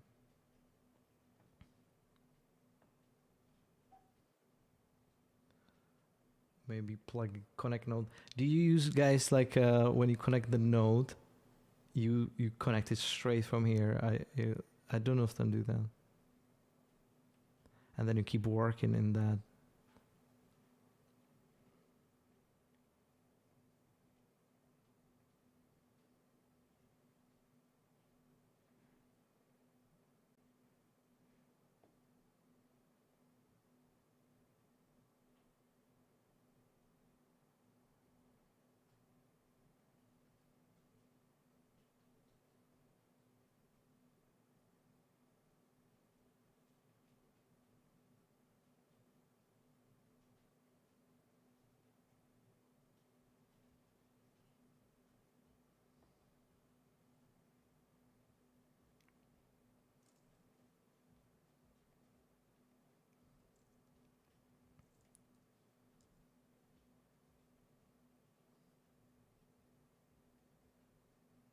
It's like the weirdest glass.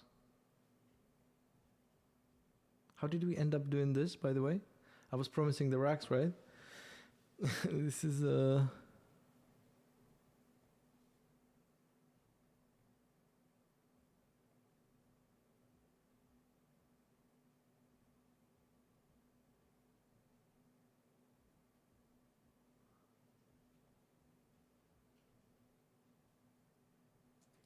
no.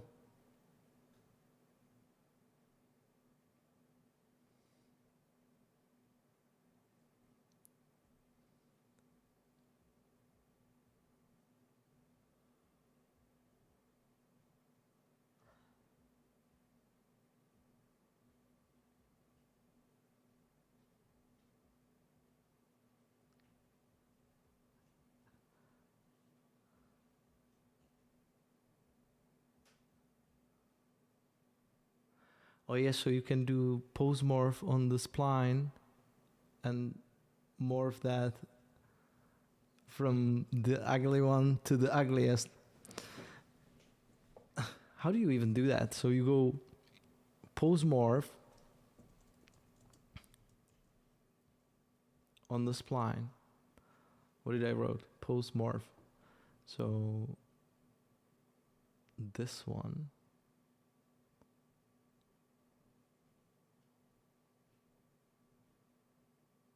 Wow, this is like second time I see this. I saw Jonas Pels was actually showing this, how to work with the post morph on the splines, but I've seen this video like months ago.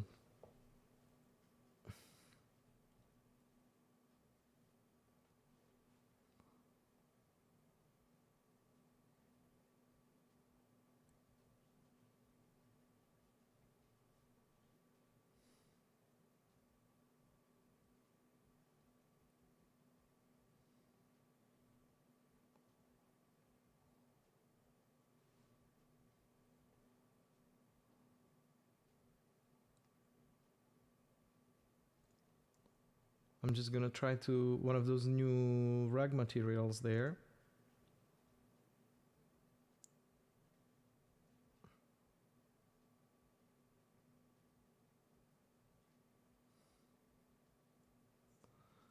I'm just gonna make it quite high.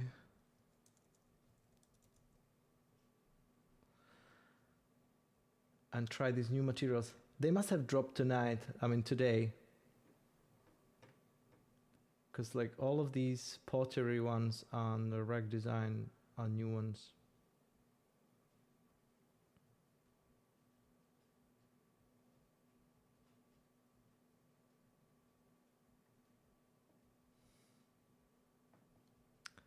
And then you have a colors.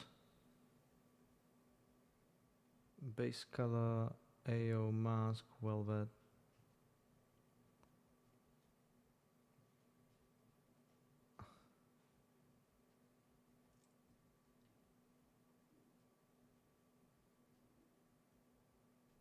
Nice.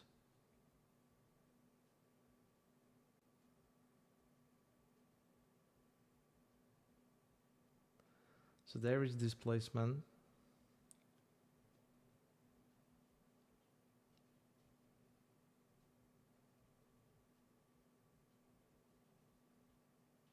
Exactly. How did we get from a car scene to the creating pottery here? Also, I see like this sphere is not being perfectly round here. Seems to be something going on with Redshift. Yeah. Just keeps like lagging. I just get amazed by these materials. Like anytime I see the free material dropping, I'm like, yes, show me the new goods. Visibility, what am I doing? Geometry and displacement. And I'll kind of lift this up.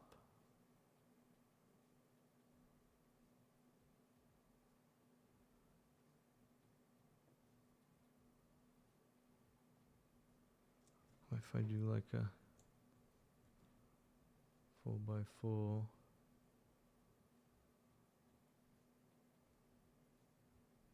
that's already nice kind of palette. I don't want to ruin it. I will ruin it for sure.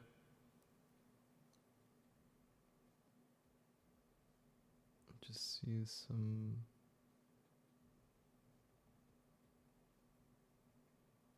Yep, already ruined it.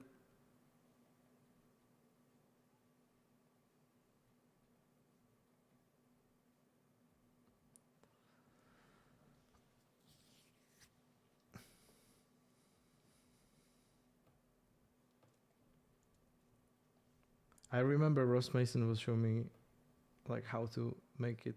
I don't remember it for sure. Like you put displacer. He shows this on his Patreon, so I don't want to show it here.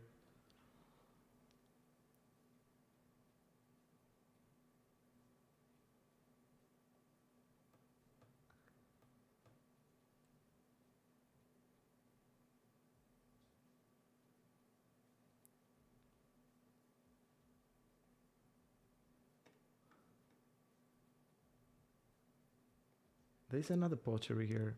Looks better.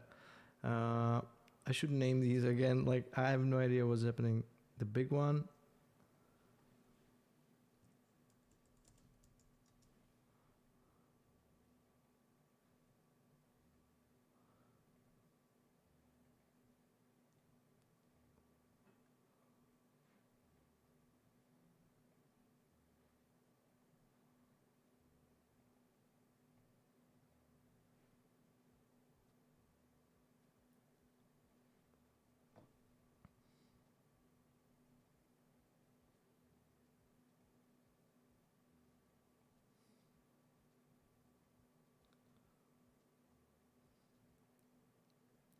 So if I go into that displacement, how does displacement work? So I can make it like,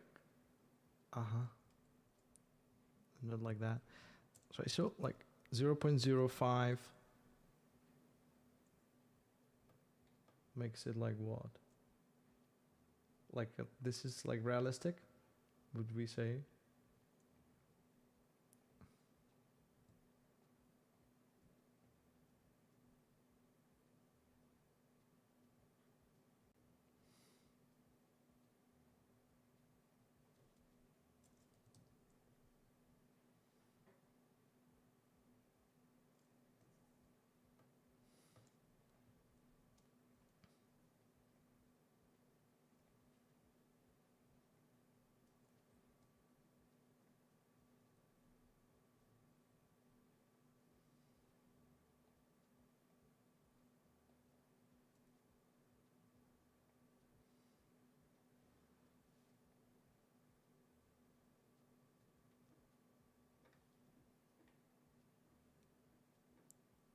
That rag look clean though, yeah.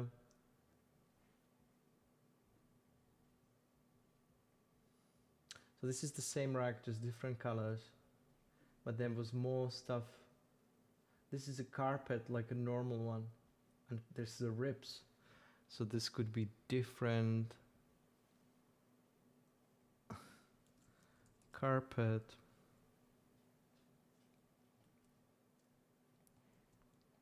Just keep zooming in the IPR. That's not bad actually.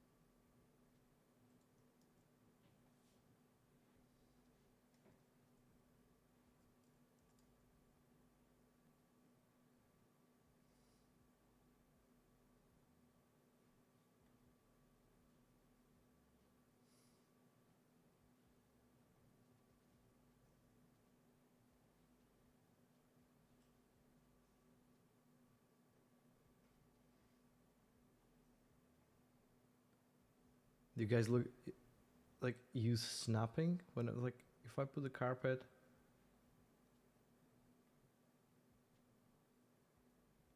I don't know if that's even working.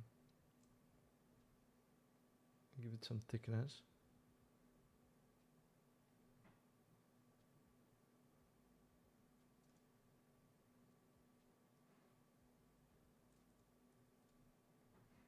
And then put it in a subdivision.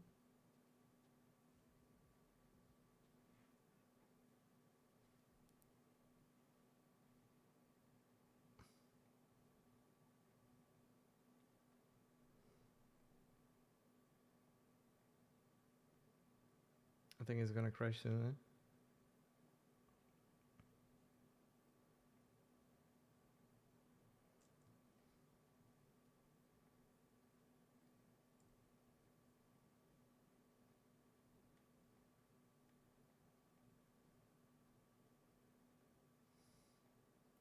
I love this tool, like the placement tool is just so good.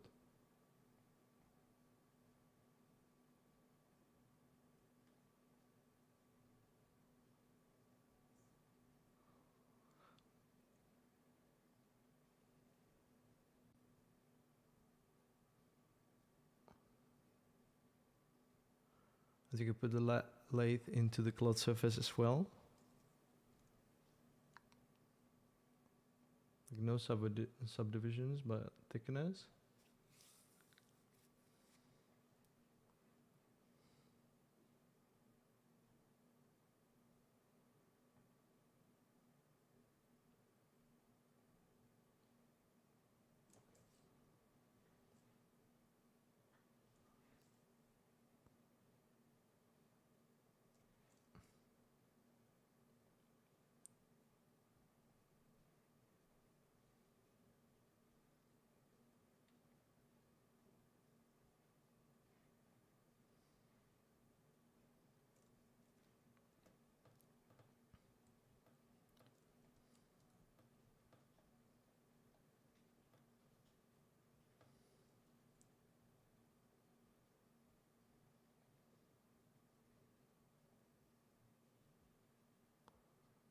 Place the focus with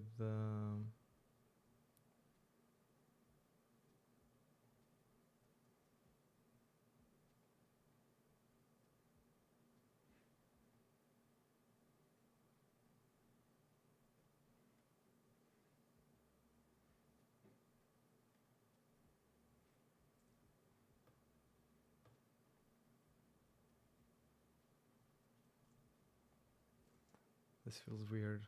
It's just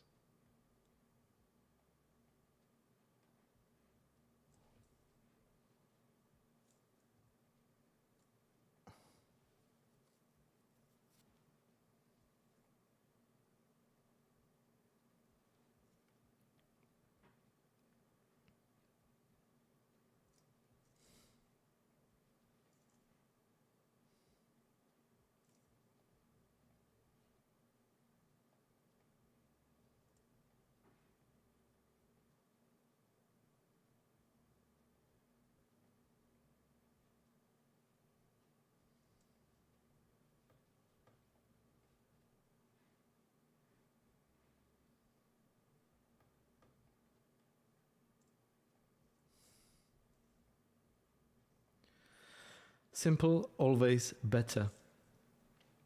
I've been learning this always and always and again and again and again and again. I don't know why am I even doing this.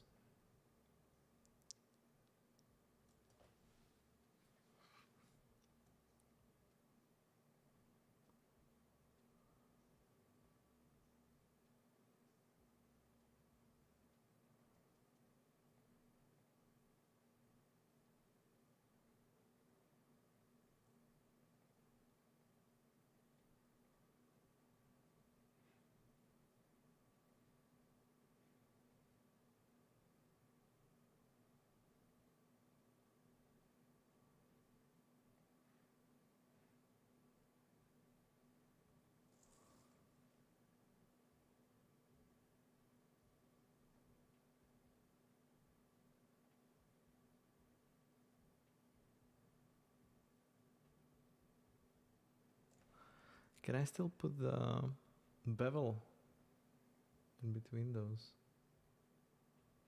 Nice.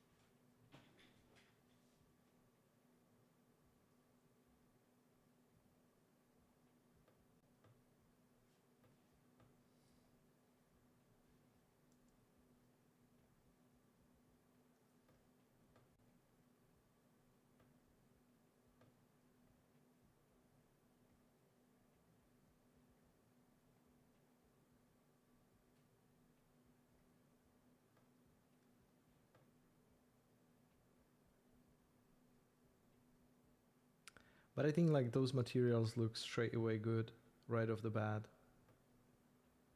which is like good positive. Like anyone who wants to just start and have already like a cloth, you know, like can put the walls. So if I have that backdrop,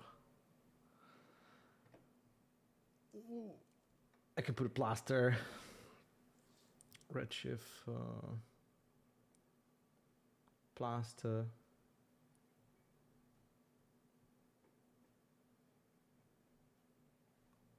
Put it on a backdrop because it's already UV'd. So I immediately get that nice texture at the back. And if I go into those, there is usually scale in centimeters. So you can rescale it to make it more fine, which I didn't. How do I do this?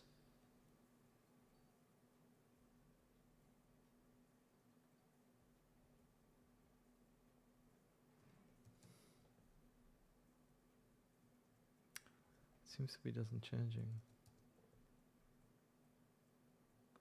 It stays the same.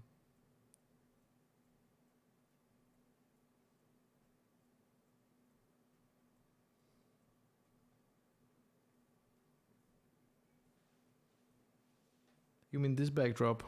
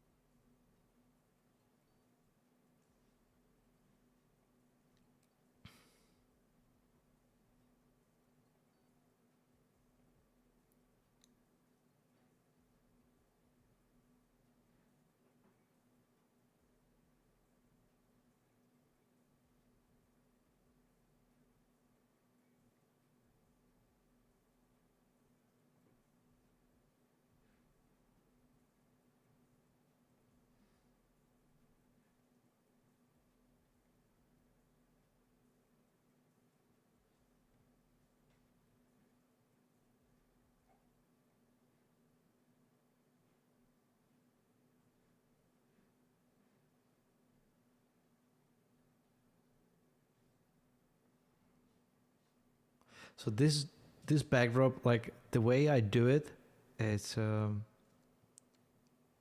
press Shift C, and anything I want, you can bring up, like you can type backdrop, and nothing's gonna happen. So in case of this backdrop, actually you have to go to that library, and you find it here. So instead of Redshift, you type in backdrop, and you will see node operator backdrop. And then you click anywhere in the toolbar, and you right click it, and you go customize palette, and now you can drag that backdrop in there. And I think you don't even have to do it. If I don't do it, I should be still able to drag it in there. And if you double click, if you customize palettes and you double click, then it will disappear.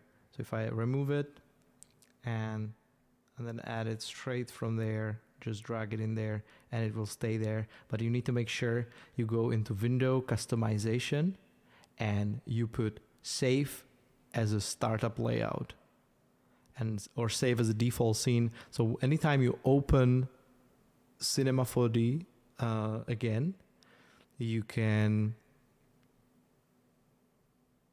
Hey, thanks so much, Stay Sick. I love it. I'm gonna stay sick.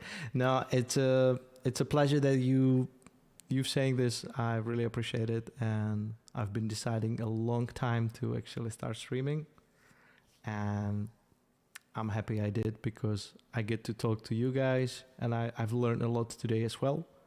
I learned morph tag and a lot of camera tricks as well in the beginning, and just having fun and jam and see what you guys doing and how you guys use stuff.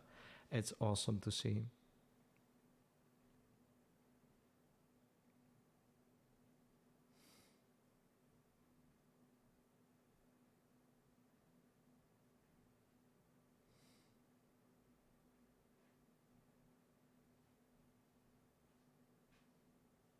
Thanks. Are you come next Friday again? Let's do it every week. It will be awesome. We'll grow every week. I can change it as well here. So I change it to 2.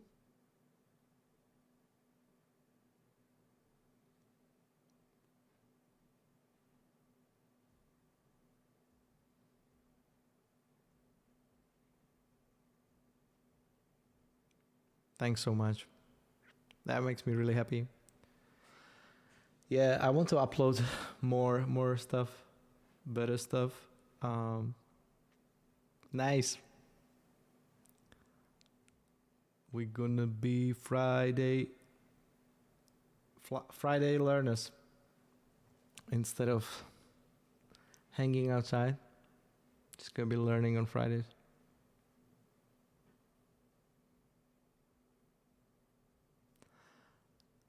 You should definitely start YouTube. Like, the stuff you do is awesome.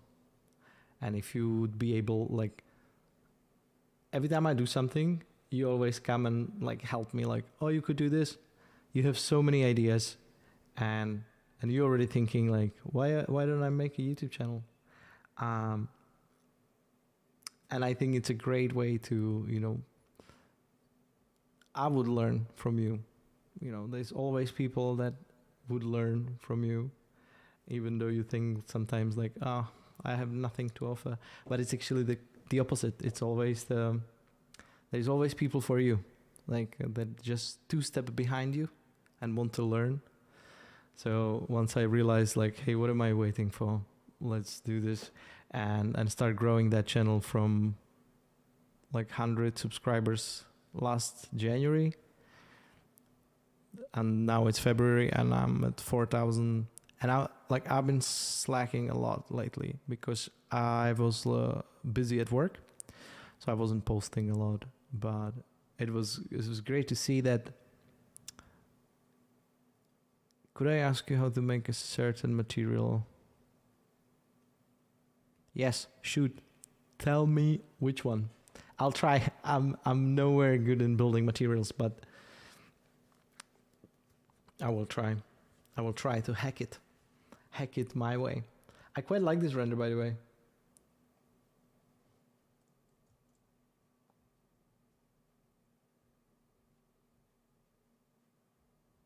I mean, it's nothing extraordinary. We could put some rope around it. That will make it special. Let's probably have to put it in a connect. Just to secure this.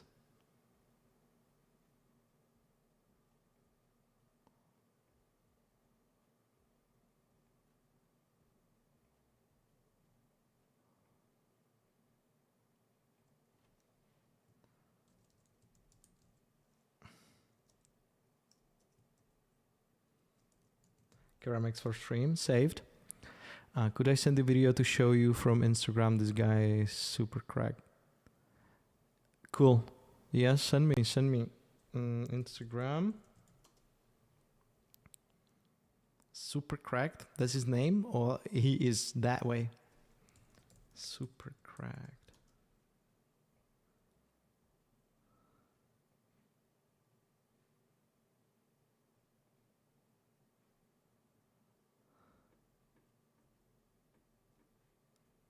I'm watching someone different. I found some gaming channel. Oh yeah, that guy is awesome.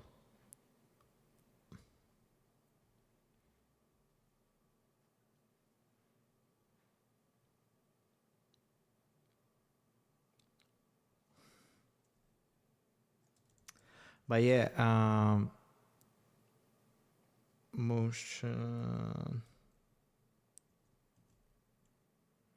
Access motion. So Maxim, yeah, your renders are sick as hell.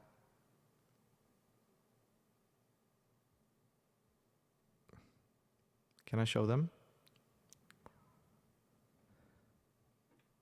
I will. I love this lighting. This kind of stuff is so cool.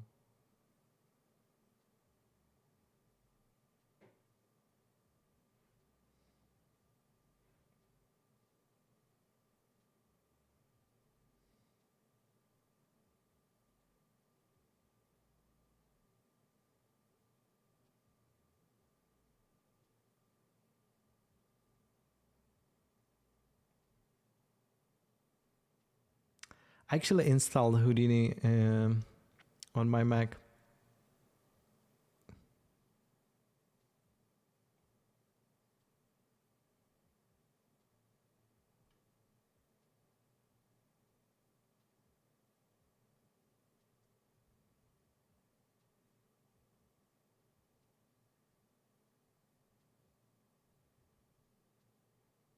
So you want to do cloth like that. You want to do the cloth that is getting crunched together, like a crumble together. Actually going to save this. If I spend time on it already, I'm just going to save this. Mm-mm-mm-mm-mm.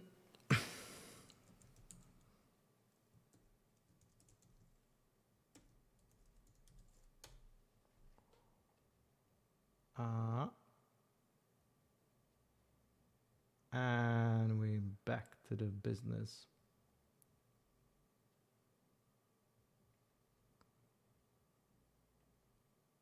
Let's go back to my usual setup and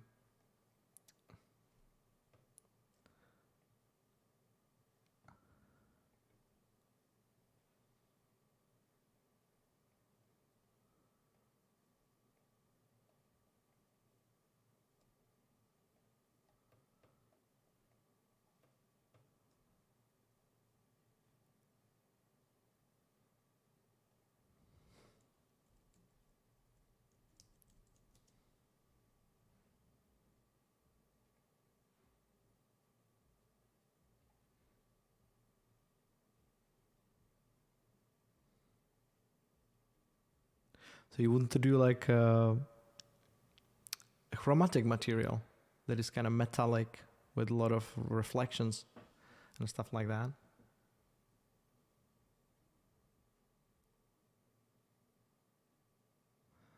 Yeah, I can't believe you saying that. It's amazing, actually. A lot of people have been saying like it's so good that they don't have to go to Houdini anymore to do like you can do 100 by 100. You can do 200 by 200 if you want, and it will still work.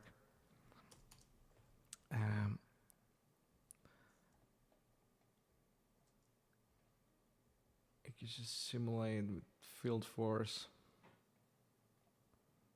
Oh, bump. And nothing.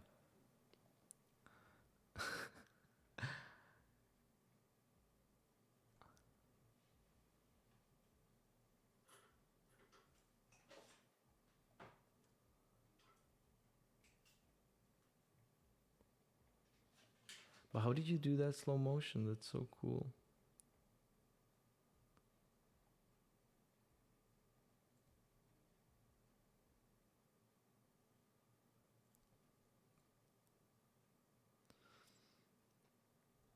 I'm thinking to just put like tessellations on there.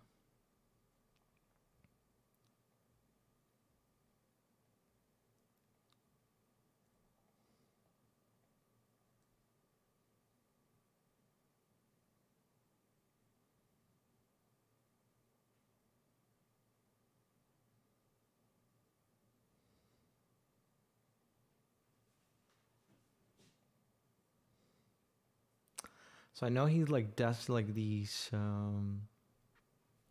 ones. This is almost looking like HDRI map reflected into that metal. And the way I saw these kind of materials, like if I do sphere, like a lot of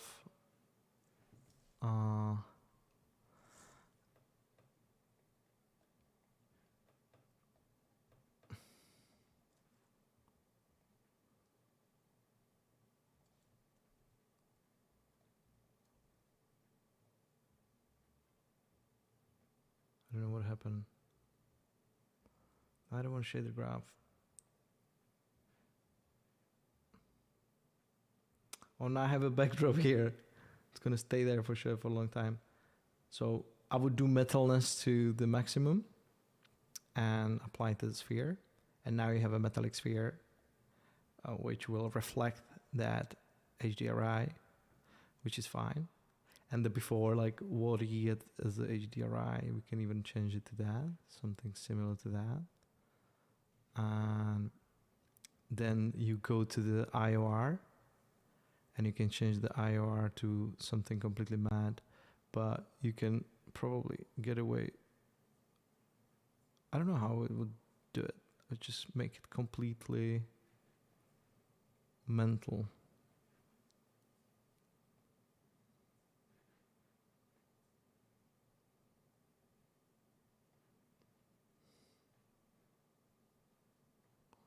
It's also about the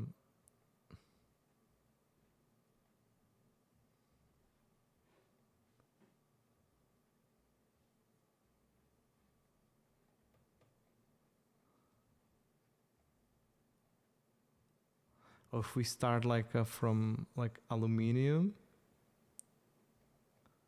I don't have enough light there, so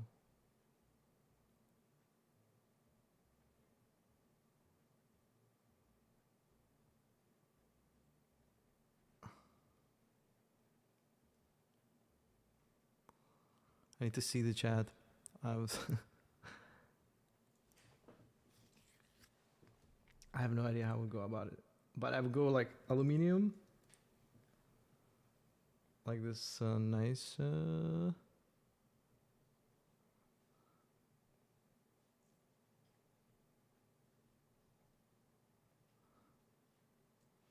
put some displacer on it, just so it's not just so perfectly rounded. It has no.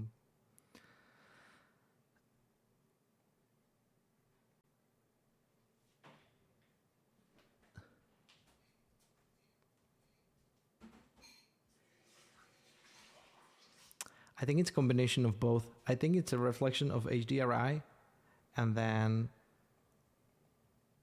the material is actually so smooth. Wow, I've never seen this. This is actually not a Redshift material.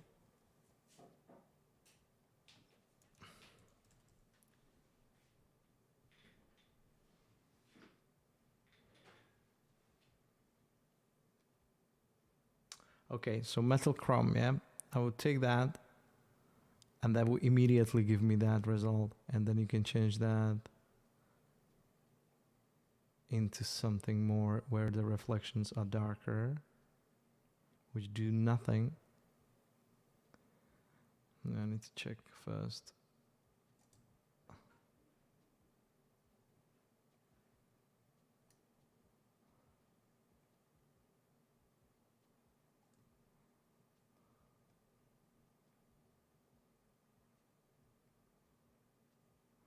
Okay, so that's fine.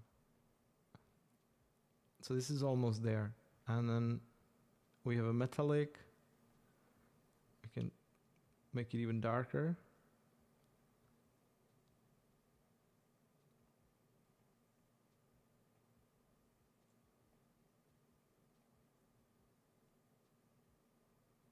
Maybe I just get rid of that roughness as well.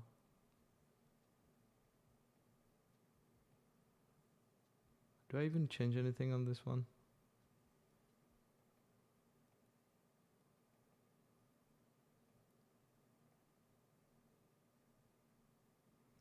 It's a tough material to make. Metalness at 1 and diffuse fully white with strange. Yeah. And we need a lot of light. Like I think I don't lit the scene properly. Well, like we can use more HDRIs. You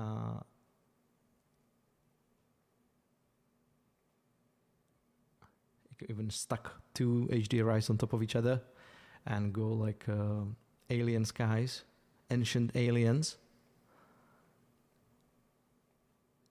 Like this one. And you're starting to get those weird. And then obviously you put that sphere into tessellation and you're starting to get nice. Get rid of the big rope.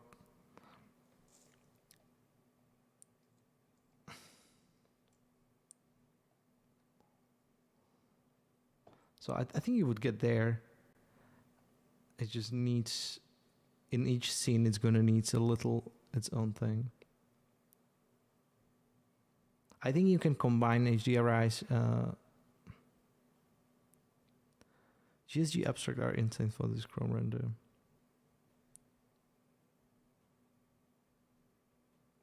Oh, you're right. That might be even better. Like these. See, you need to start your channel. It's obvious. You need to start. I will watch it. If you start like streaming Saturdays, then you'll watch me on Friday. I'll watch you on Saturday. We'll just grow. So HDRIs, Pro Studios Metal, and these are insane actually. Yes. See the reflection suddenly, it's so smooth here and it looks much better. I'll put it on a big, just so I can watch it properly. We don't need to see anything else there.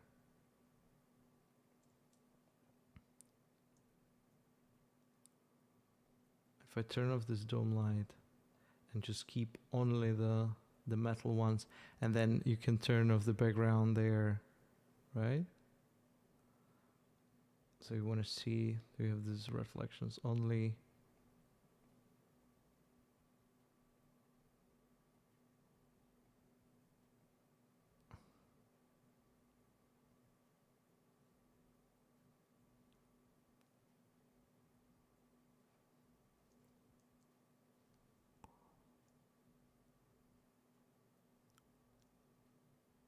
Nice.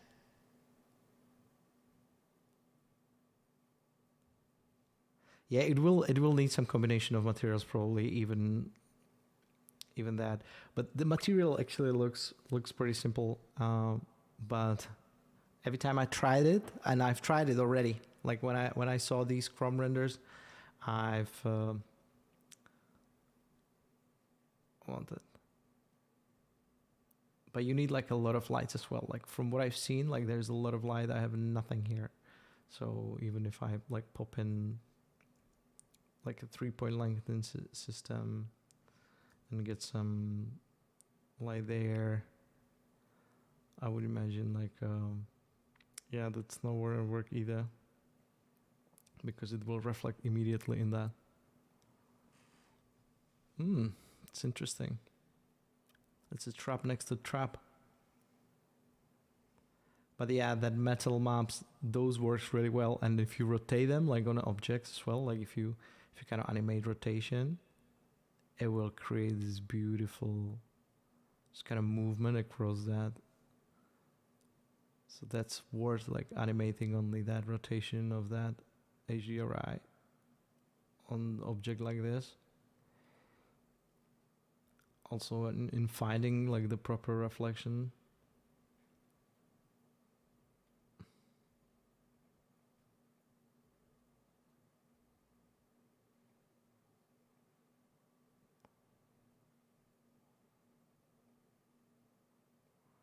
If I go into metal here,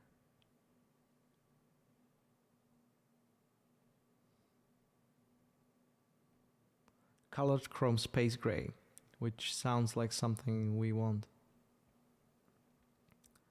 Yeah. So I see the HDR right there as a reflection, so it could be there.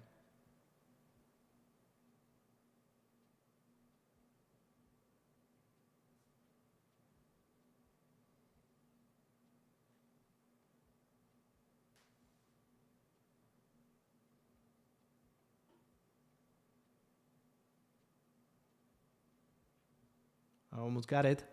Saturation. I got it. I got it. Almost got it. Thank you everybody for help. This was collaboration of all of us. I think I wouldn't know how to start, but something of that sort. So I was playing with the gamma on the HDRI. It's a massive difference if you like do gamma of like 1, because like the default is 1, but that gives a lot of white reflection. But if you just pump it, you lose a lot of that reflection out of the, and then you start to get like this, and then saturation will bring that HDRI look as well. So that will give you, wow.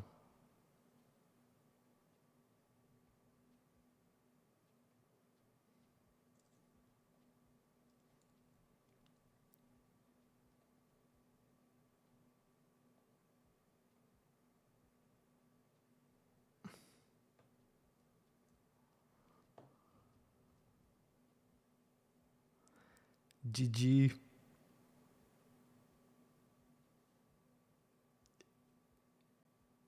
It needs more refining, but I think we figured, like, I love how like I got a lot of clues, so we got there eventually, because I thought, well, I'm not gonna be able to.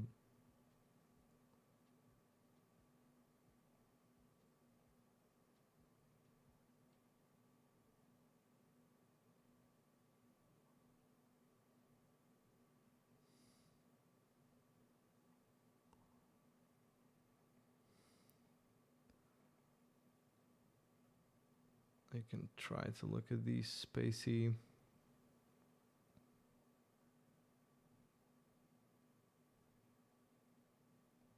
Yeah, that will definitely do some crazy materials right there.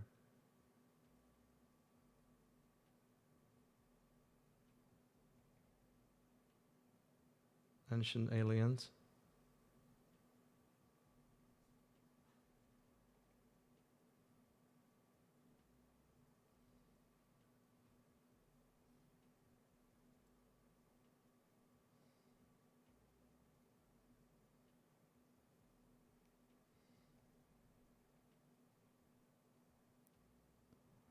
So if I get these reflections.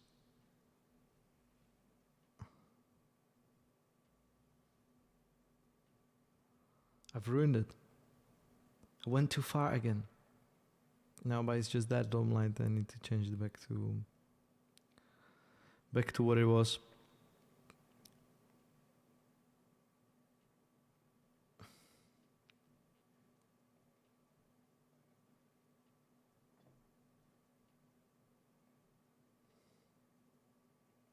If I put like a normal parking lot. Yeah.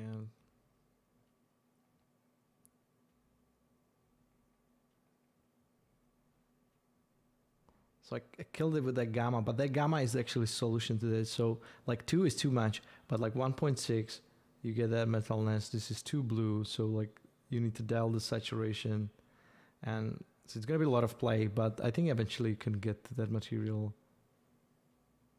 Yeah, like this. So depending on the HDRI, so there's a lot of things.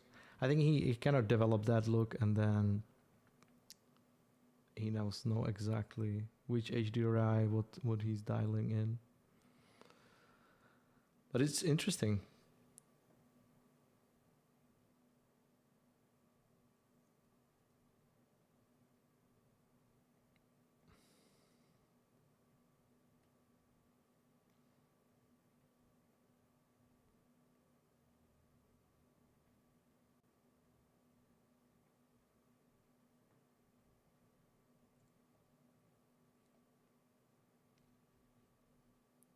Do you have like what is this website called?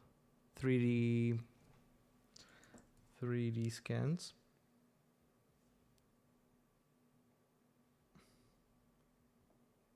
We could download something like this. Hermanubis. Like, you're gonna laugh, but my idea for this year is actually to call upstream. And the best way, like, I'm gonna tell you something now that I really want to do this year. Like, whoever wants to join me, I would do if I go resources and design